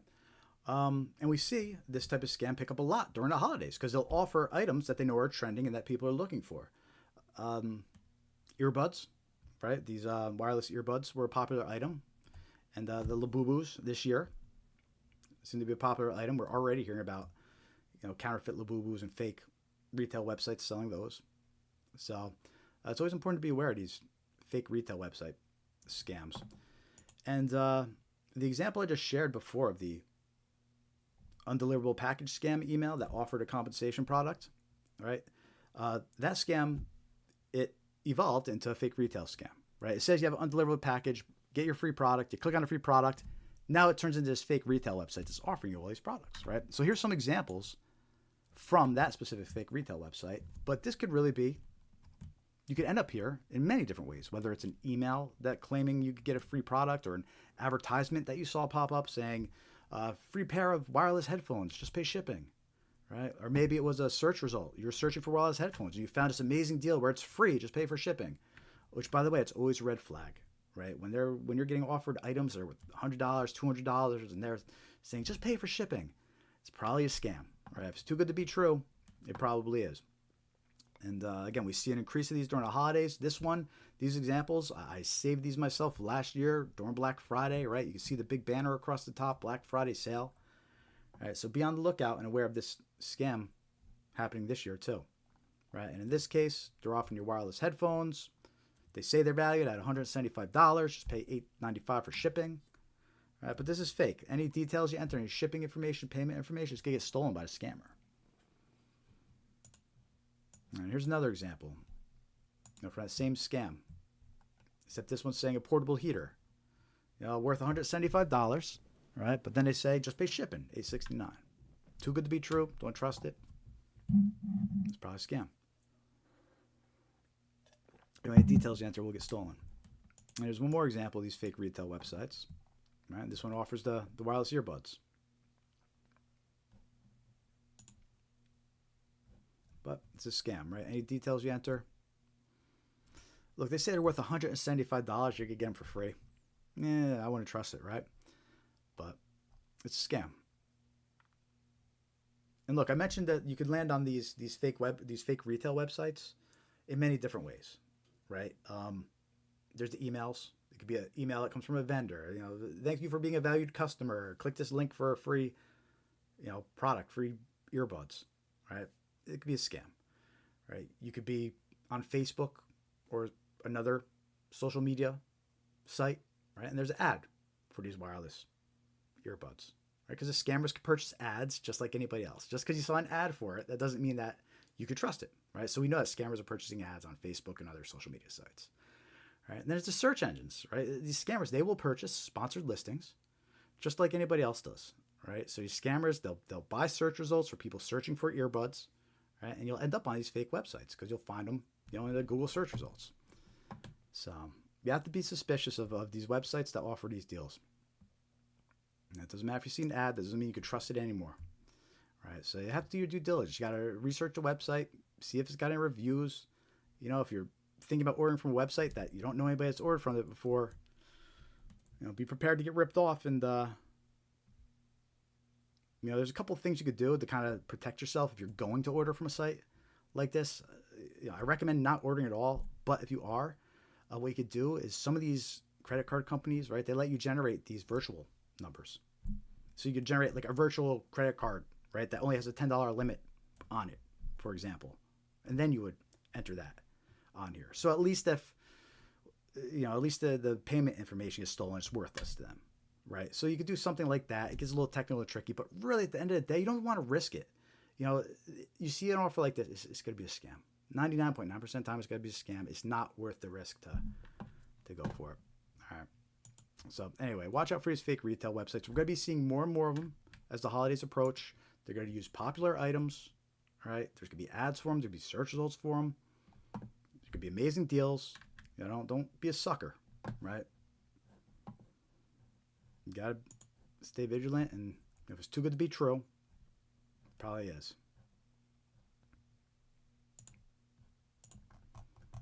So how are we all doing out there? Let me know you're watching. You come across any fake websites, fake retail websites? I want to hear your stories, your experiences. Let me know. Hit that like button if you haven't yet. Subscribe, follow. Help us spread awareness about these scams. And make sure to join our free mailing list. ScamAware101.com. It's right here on your screen. Just click join mailing list on ScamAware101.com. We'll send you some useful scam awareness details, reminders when we're going live. All useful stuff, and we won't abuse the privilege, I promise. You can unsubscribe at any time. If you're just joining, welcome. Hit that like button, say hi in the chat, let me know you're watching.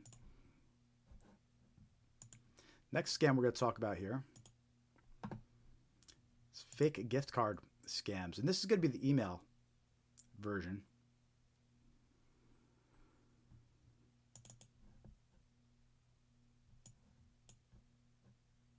And basically what happens is victims receive an email notification that they received a gift card.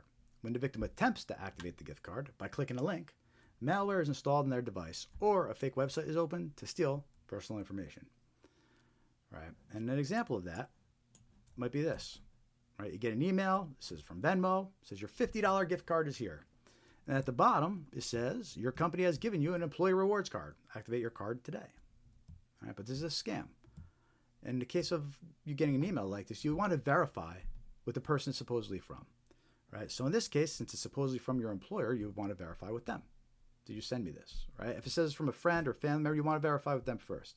And you're going to want to say thank you anyway, right? So it works two ways, right? You reach out to the person, you confirm it's real, then, oh, it was great, thanks. All right, but you never want to just blindly trust the link. Chances are you click that activate link, it's going to install malware on your device, or it's going to try to steal personal information from you. Be suspicious of free gift card offers, just like the free product offers, right?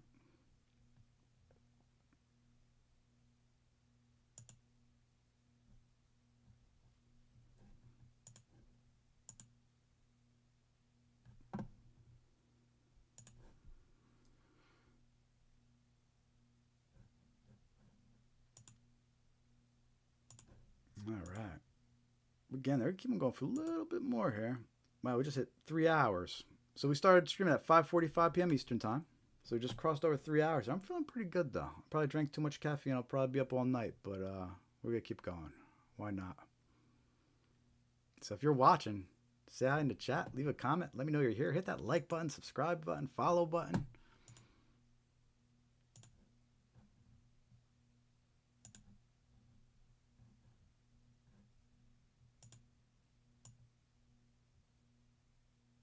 Oh, we already did. Actually, so this next batch of scams, let's see, Social Security, IRS, and discount. We actually already did that. I moved those around, so we did those first. All right, so maybe we'll just hop into QR code scams.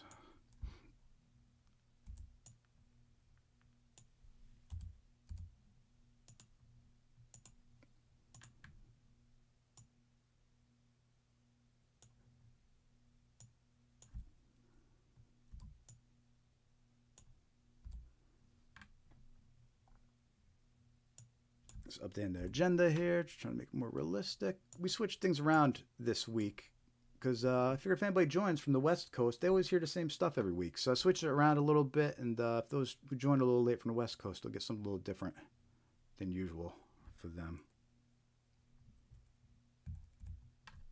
Because we care here at Scamware 101.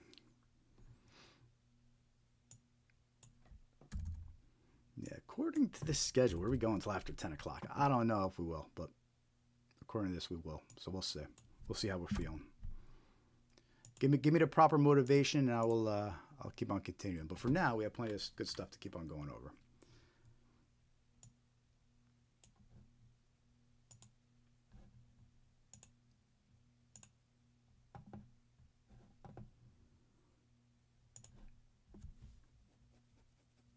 In fact, I usually don't take a third coffee break, but when we go over 3 hours here, I definitely got to get this refilled or at least get some water. So we're going to take another 5 minutes, and then we're going to keep on going.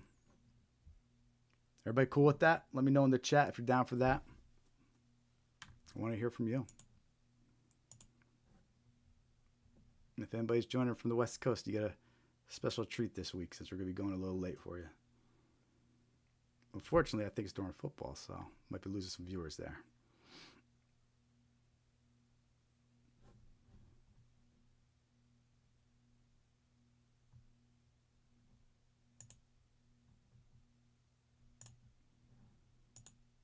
All right.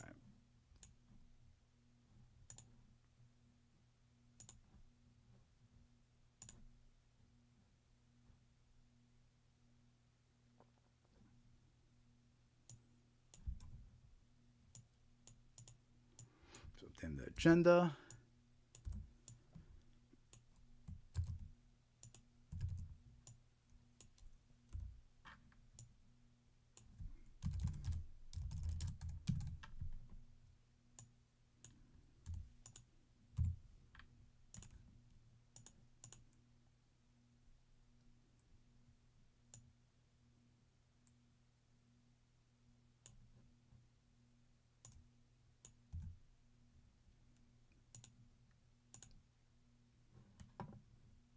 Awesome. Dave says he's up for it. Good enough for me, man. I think you're the only one that replied. That's good enough for me, my friend. I'm going to keep going then. Let's give 5 minutes. Let me refill my Scamware 101 coffee mug. And anybody else, hit that like button. Let me know what you want to hear. I want to hear from you. We're going to keep on going in 5 minutes. So stay tuned. I'll be back in a moment.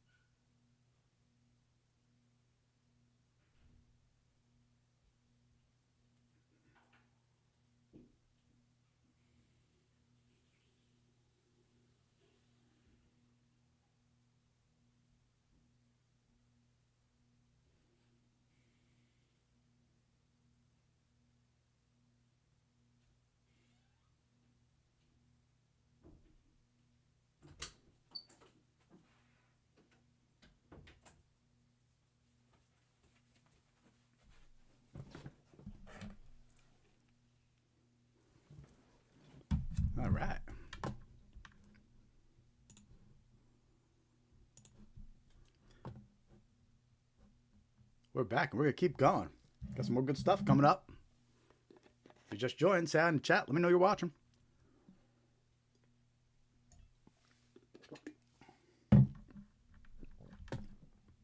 Hit that like button. Subscribe, follow.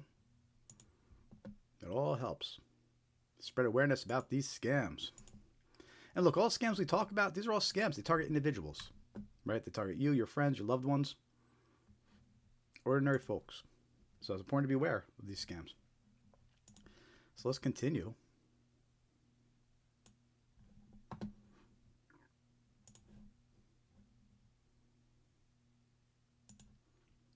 So let's talk a little bit about QR code scams.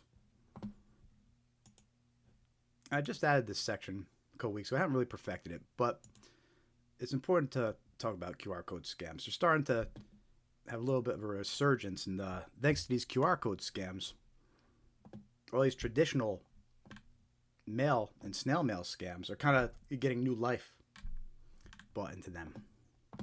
Because now they add QR codes to the letters, and they make it much easier for victims to receive a letter. It's got a QR code, they scan it, and boom, they're on a bad website.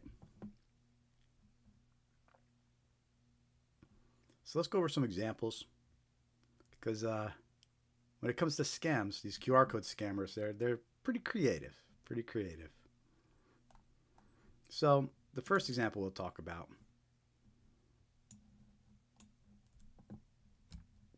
is here's a postcard. It's a free gift postcard, and in this example, it has a QR code on it, right? So victims receive a physical postcard in the mail offering a free gift. When the victim attempts to activate the gift card by scanning a QR code, malware is installed on their device, or a fake website is opened to steal personal information. Right? So you should be very careful when it comes to scanning QR codes. It's similar to clicking on links, right? When it comes to email links and links from people you don't know, you don't just want to click them. You want to be careful. You want to make sure that they're legit, they're from a legit person, they actually go where they look like they're going to go to, right? So you need to be very careful with links. Right? It's the same thing with QR codes, because all QR codes are is they're pretty much the same thing as a link. It's just a QR code you scan. Right? And then all it does is it goes to a link. Right? So you need to be just as careful with QR codes as you are with any other link that you would click. And scammers have been using these QR codes more and more in their scams. And in physical scams too, on postcards, on letters. And that's what we have in this first example. This first example is an actual postcard, right? It's offering you this free gift, and it has a QR code to scan on it. And notice how the free gift, there's wireless Bluetooth earbuds, right? The same gift that fake retail website was offering. So it kind of gives you an example of how these scammers, they use trending items and popular items. They just integrate them in all their scams, right? Their fake retail websites, their free gift postcard scams, right? Everybody wants a free pair of Bluetooth earbuds, right? So in this case, according to the person who submitted this example, if you scan that QR code, you're going to get taken to a fake phishing website that captures your personal information, such as your name, address, your Amazon account, and even your credit card number. All right, so you have to be careful. Scan these QR codes and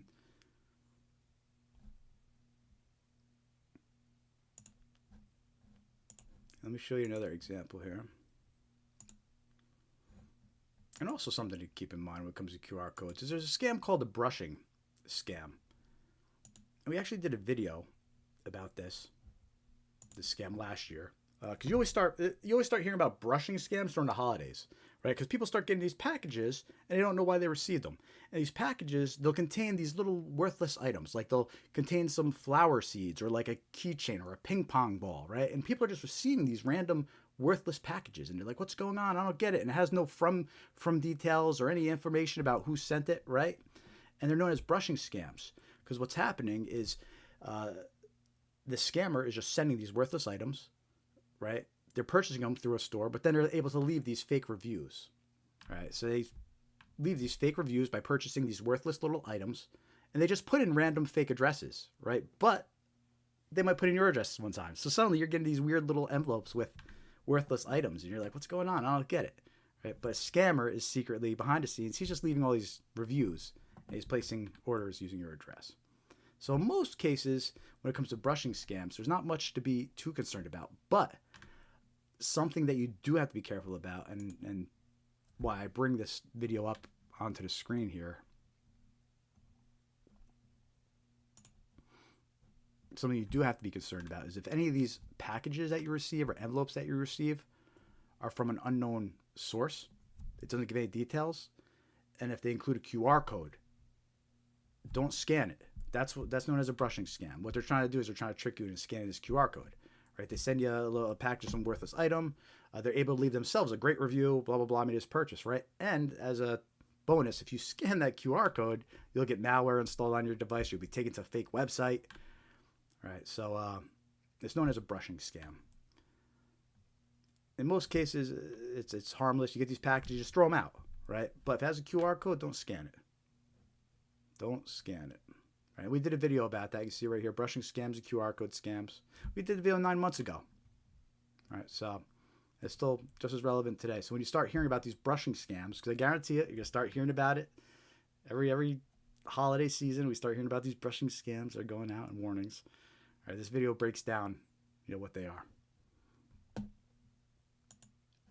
So be aware of that this holiday season. And again, it's just an example. Don't scan QR codes that aren't trusted or from a source you can trust. Let's continue talking about these QR code scams, though. Here's an interesting one that's been getting more and more media attention lately. And it's malicious QR codes that are put on parking meters, right? So you know how a lot of these parking meters these days, they have a QR code to scan to make your payment. You scan a QR code, it takes you to a website or installs the app, right? And you make the payment on your phone. Well, there's warnings coming out. This one came out last year, right? So it's been going on for a while. This came out last year, this warning, right? From the BBB Scam Alert. And what they're warning is about these malicious QR codes. Scammers are taking stickers and they're placing them on top of the QR codes on the machines, right? So people are scanning the parking meters, right? But they're actually scanning the malicious code because a sticker was placed on top of the real one, right? There's been cases of that being reported, not just for parking meters, but for all sorts of other scenarios where there's a QR code in public. So you have to be careful when you're in public and you're considering scanning a QR code, right? You want to make sure it wasn't tampered with. You want to make sure it's not a sticker. It looks like it was placed on top of another, right? The safest QR code, the safest one, is one that you don't have to scan, right? And what I mean by that is if it has the website address shown, right, where that QR code is supposed to go, just go directly to the website. Don't even scan the QR code. All right, there's no reason to risk it taking you to a malicious website, right? So that's the best way to handle QR codes. If it doesn't say where the QR code is supposed to go, then at least preview it. Because in most cases, when you scan a QR code, you'll get a preview of where it's going to go before you actually choose to go or not, right? It'll give you a preview. So at least preview and see if the website it goes to looks like it's the right website. It's spelt all correctly. No letters are reversed, right? Be careful with these QR codes. And we're hearing more and more clever ways that they're being used maliciously.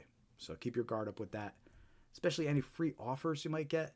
I'm using all physical examples so far, right? Like the gift card that comes, or the parking meter. These are all like physical examples, like the brushing, the brushing scam, where the package comes with a QR code. These are all like physical examples of where there's a QR code that comes on something you could touch or see. But these QR codes, they're also being attached to emails, right? Because it gets past the spam filters, right? You get an email, but then it has a QR code attachment that takes you to the website, right? So scammers started doing that in their emails, text messages. They started attaching QR codes to text messages too to accomplish the same thing. So you just have to be suspicious of QR codes now. And they're being used in more and more clever ways every day by scammers. So watch out for those parking meters. Make sure that the QR code isn't tampered with. Another good example of these QR code scams.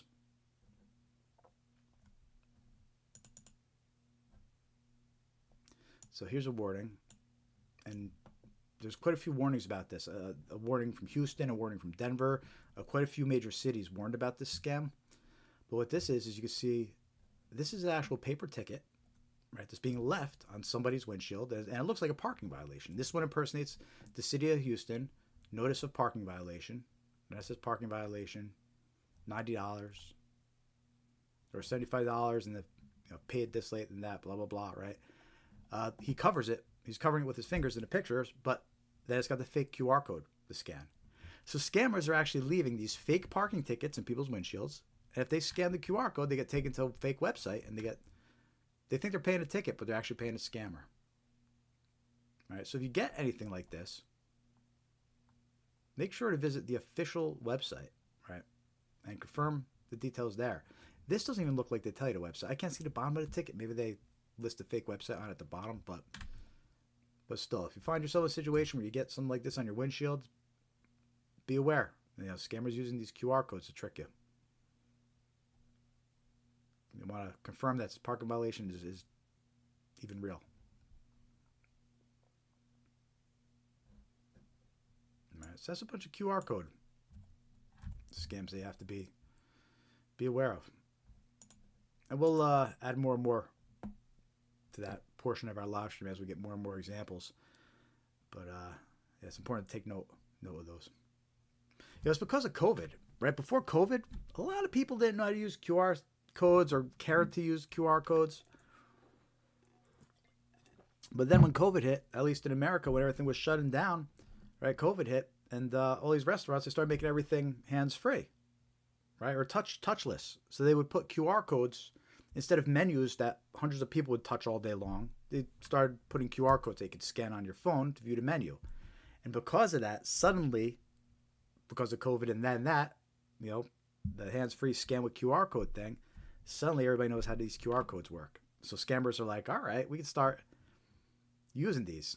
The general public has finally accepted it, and they know how to use these QR codes now. So there you have it.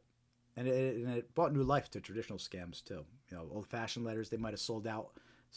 Old-fashioned letters they might have sent back in the day. Old scam letters in traditional mail. Now they send them out and they have put a QR code on it. Makes them, it's updated. So you receive these in the mail. You need to be suspicious, right? And as we mentioned, that brings us to our next section of scams we're going to talk about here. Snail mail scams. Right? Because scammers are still sending out letters, postcards, actual physical mail using traditional mail, aka snail mail. They're still sending out scams in that way. They ain't go anywhere. That's what they did before the internet, and they're still doing it today. All right, so let's take a look at a couple snail mail examples to be aware of. Just as the first example, just want to double up here. Just as a reminder, right? Here's that postcard with the QR code. Right, that postcard offering the free wireless Bluetooth earbuds that has the QR code. I'm just doubling it up and using it as an example of a snail mail scam here. Right, any free offer you get in the mail, a postcard offering free earbuds, a letter that says you won the lottery or you're entitled to a free prize. Right, you have to be suspicious about that. Any kind of postcards with free offers. Right, so that's the first example as far as snail mail goes. We already talked about this exact example, so I'm not going to spend too much more time on it. Just wanted to make sure as a reminder when it comes to snail mail scams, always be alert for these free offers, whether it has a QR code or not. All right, you get something in the mail, a postcard, that doesn't make it more legitimate than a pop-up on the internet. All right, but our next snail mail scam we're going to talk about here.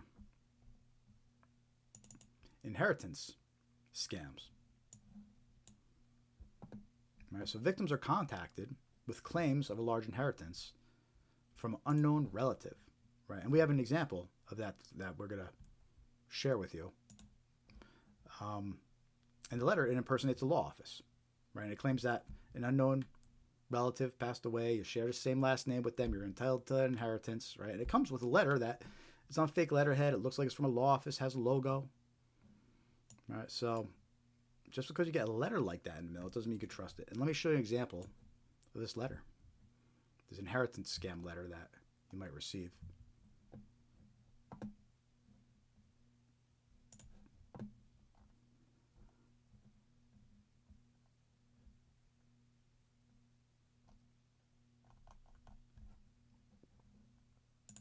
All right, and you can see that this letter is dated November 29th, so it's fairly recent. Right, it's got the fake law office there, a logo up there. And basically they say they're with a law firm. Their client passed away 4 years ago. She shares the same last name with you, so you're entitled to a $10.8 million inheritance. Right? Exciting. You're a millionaire now. Great. right? And what's interesting about this letter is the person it's addressed to, they made sure the name of their deceased client, they made sure the last name matches who this letter was addressed to, which was interesting. But there's important detail, and it's interesting they put the effort in. They made sure that those names matched when they sent it to somebody. We did a quick Google search. We found plenty of examples of this. Other people reporting the same scam, right? And they received the same exact letter. It's just the last names get swapped out. So it's like, okay, right? They use names, they make it seem more realistic. And how this scam typically works is 10.8 million inheritance, right? Typically what they're going to do is they're going to try to get you to pay these fees and taxes in advance. And that's where they're going to scam you, right? At the least case, they're going to try to get personal information from you, your bank account details and identity information, so they could transfer you the inheritance, right? But then eventually they're going to say, now you have to pay fees and taxes, and then they disappear. That's typically how these inheritance scams go, right? And in the case of this letter, I want to point out too that towards the end of it, they say, they're able to exploit the process. They say they're a law firm. They could do it all for you. They say this claim requires a high level of confidentiality, right? So it doesn't though, right? That's just the red flag. That's just one of those red flags we talked about when they request secrecy or confidentiality. They just don't want you to talk to anybody because they know the more people you talk to, the more likely you are to find out it's a scam, right? So that's always a red flag, and this is an example of that red flag here on this letter. All right. But be aware of this scam. I'm showing you the letter version. This is still a pretty common scam that's circulating through traditional mail. But also there's plenty of email versions too, right? Just like you would get an email that offers you this inheritance from some unknown family member, right? This is a physical, actual traditional mail version. That's actively circulating. It's less than a year old so far. This example is November, so it's just under a year old. So be aware of it, and you get a letter that's too good to be true, right? Free gift, free inheritance. All right, be suspicious. It's a scam.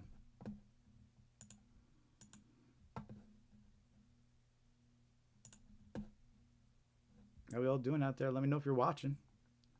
Hit that like button, say hi, subscribe, follow. We need it. It really helps support our mission here. Spread awareness of scams that target individuals, right? These scams, they target you, your friends, your family, your loved ones. So it's important to be aware of these scams.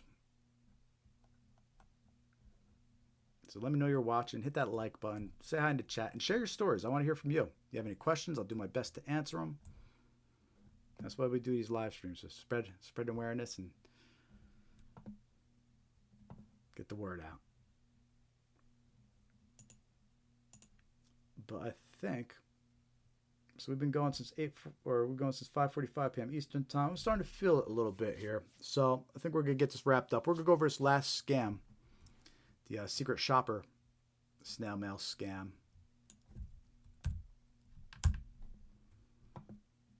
And then we'll get this wrapped up.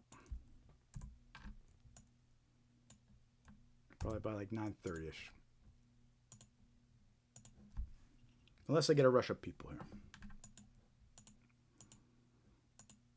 But we're still streaming on YouTube, Instagram, Facebook. Still time to click that like button, say hi in the chat. Still time to ask any questions, share your experiences. Still time.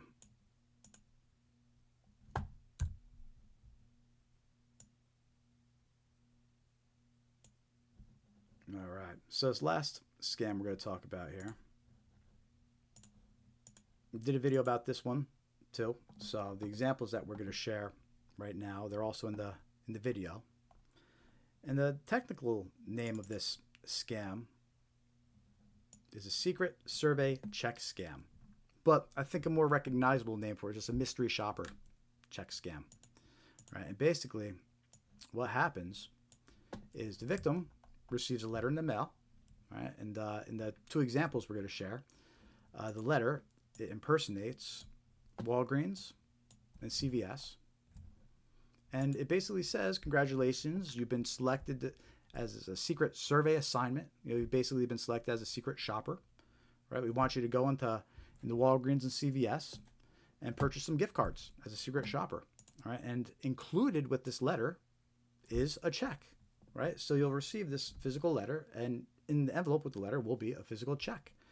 And in this case, it was $2,480. All right. And the letter instructs the victim, right, to deposit the check at their bank, and then within 12 to 24 hours, purchase 4 $500 gift cards from Walgreens or CVS, right, and provide it to them. And then you could keep the $450 as a commission, right? Because the check is for $2,480. So you keep the $450 as a commission. You spend $2,000 on gift cards as a secret shopper.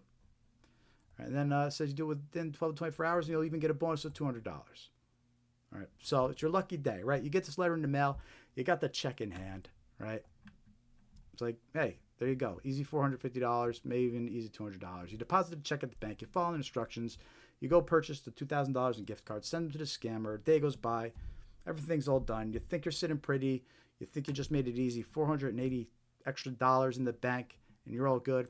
But then you get notified from the bank a day or two later, the check bounces. The check was no good, right? The $2,000 disappeared from your bank account. It's gone. It was a bad check. You already gave the scammer your gift cards.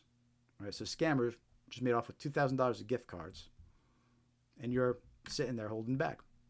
And on top of it, your bank charged you a $30 fee for depositing a bad check, just to add insult to injury. All right, so that's how this scam works. Because the whole thing is, just because you have a check in hand and you deposit it at the bank's going to take it. But that doesn't mean the check's good, right? The bank's going to notify you after a day or two that it's bad. But right away, you're able to deposit these checks. A lot of times you can deposit the checks. Some banks will just credit you. They assume the check's going to be good, right? But then boom, out of nowhere, 2 days later, funds are gone. Funds are gone, $35 fee. Yeah. If the bank's feeling lucky, they overdrafted you, and then you got hit with another fee. Right? So just because you're holding a check in hand, it doesn't mean it's good. You know what? That's what these scammers they're kind of counting on. They want you to think, hey, you already got the check in hand, you deposit it. But that's why they instruct you to do the shopping within 12 to 24 hours. Because they know once you deposit a check, the clock is ticking. Eventually, you're going to find out the check is no good. All right? So they want to get the gift cards from you as soon as possible, before you realize the check is bad. So anyway, so this letter right here, this is an actual example of a letter you might get, right? Impersonates Walgreens, CVS, has a check included, instructs you what to do. This example tells you to go to Walgreens or CVS, right? Those are only two places it mentions. But it lists a few different gift cards they'll take. They'll take Apple gift cards, Razor Gold gift cards, Nike gift cards, Steam Wallet gift cards, right? So this scammer, he'll take a few different types of gift cards. But in this other example, all right, it's a same scam. It's just slightly different, right? Still impersonates Walgreens, CVS. Just amounts are a little different. This one came with a check for $1,987. So $1,987, right? And it offers you a commission of $400, and it instructs you to purchase three gift cards for $500. All right, and in this case, this scammer only wants Apple gift cards. Whereas the other example, they accepted a few different ones. This one only wants Apple gift cards, but he lists a whole bunch of different stores you could go to. So he doesn't care where you get them from, as long as you get them, as long as they're Apple gift cards. In this case, it says you go to Walgreens, Best Buy, Target, CVS, Rite Aid, Family Dollar, Meijer, Kroger, Safeway, Dollar General, Walmart, Speedway, Albertsons, right? So this is instructed you to go to all those different stores, whichever you prefer, and just purchase Apple gift cards, though. All right, but you purchase those $1,500 in gift cards, you send them to the scammer, you think you're sitting pretty with an extra $400 commission. 2 days later, the bank says, sorry, check was no good. All right, the money disappears. The scammer runs off with $1,500 of gift cards. All right, so there you go. It's a mystery shopper scam, commonly referred to as a secret survey check scam, but really it's just this fake mystery shopper scam. And a couple key takeaways about this. And again, we have a video where we cover this, but a couple key takeaways about this scam. Right? Scammers still use the postal service to target individuals with snail mail scams. Right? Just because you receive a letter in the mail, that doesn't mean it can be trusted. Right? Don't trust unsolicited letters that include a check in the envelope. Even if a check appears to be legitimate, that doesn't mean it is. Really, the best course of action is look at who issued the check and call up the issuing bank. Right? You might be able to confirm if the funds are actually there or not. If you're going to risk depositing that check into the bank, right, wait and make sure that it clears, right? Because chances are, if you just receive this random check in the mail you weren't expecting, it's not good. It's going to bounce, right? But if you're going to risk it, be prepared for it to bounce and be prepared to get a fee from your bank. And definitely don't spend the funds, until you know for sure that it cleared, right? And you have to wait a couple days. I don't mean cleared by, I was able to deposit. That doesn't mean cleared, right? You don't know if it's any good or not until a couple days. So, but again, you shouldn't even be trusting it in the first place. Any request to purchase gift cards should be considered a red flag. This was a pretty clever way where these scammers used gift cards, right? Most of the time they're trying to trick you into withdrawing money and securing it by purchasing gift cards. But in this case, they're trying to trick you by being, hey, you're a mystery shopper and you can make some money now. Just purchase some gift cards, right? So this goes to show that any mention of a gift card, it needs to be connected with a red flag in your mind of, wait a minute, is this some kind of scam, right? Because we know scammers prefer to be paid that way because you can't recover the funds once they're sent to them, right? So any mention of gift cards, it should trigger some kind of suspicion, in your head. And then a fourth item, kind of related, a little off topic, but still applies. Receiving a job offer without applying for it is a red flag, right? So you get this letter in the mail that says you're a mystery shopper, congratulations, but you never applied to be a mystery shopper. So, what's going on here? And it has a check, So it's a red flag. You didn't apply for it, and suddenly you're being offered a job, and it has a check, right? Legitimate jobs usually won't come with checks and tell you to deposit them and to send money back. And there's different variations of these employment scams where that's what they do. They'll give you a check. They'll say, congratulations, you've been hired.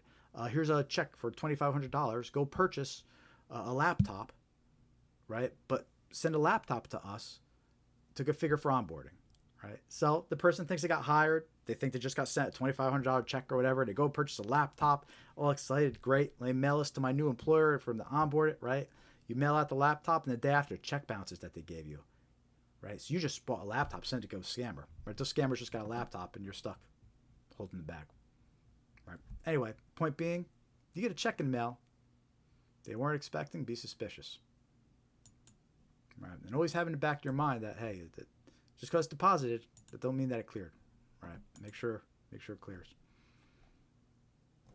So anyway, that's a secret survey check scam, otherwise known as mystery shopper scam. Check out the video on our YouTube channel where we go into those examples and talk about it a little bit more. And by the way, a lot of people have been leaving comments on that video, still reporting that they've received the same letter and same type of scam. So that one's still active. We're still seeing people commenting on it. Point to be aware of.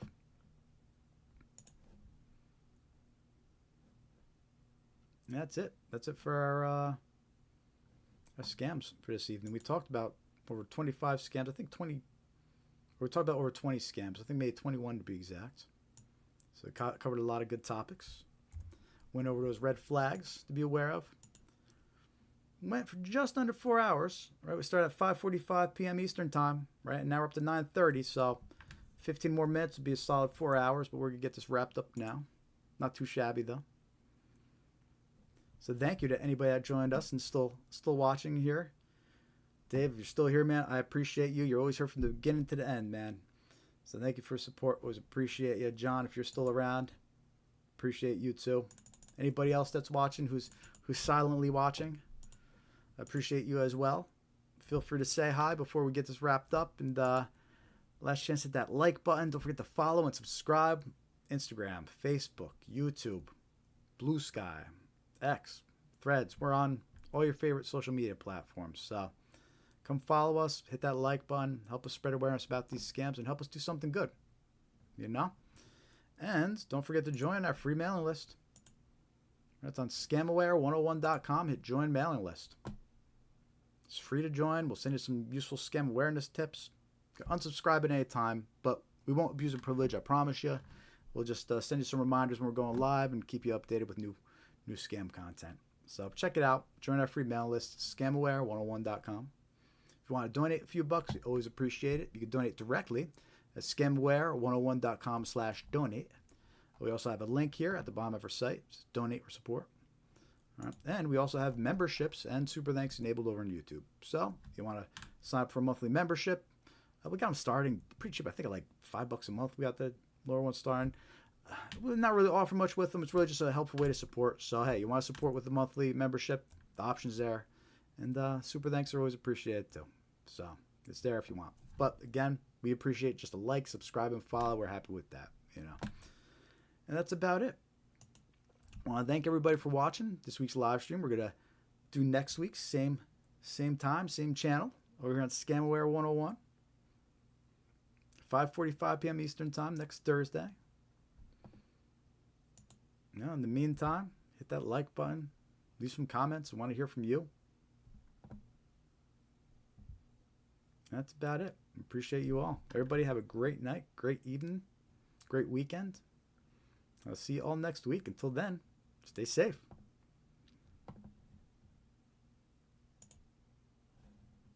And thanks again to everybody for attending. Always appreciate it.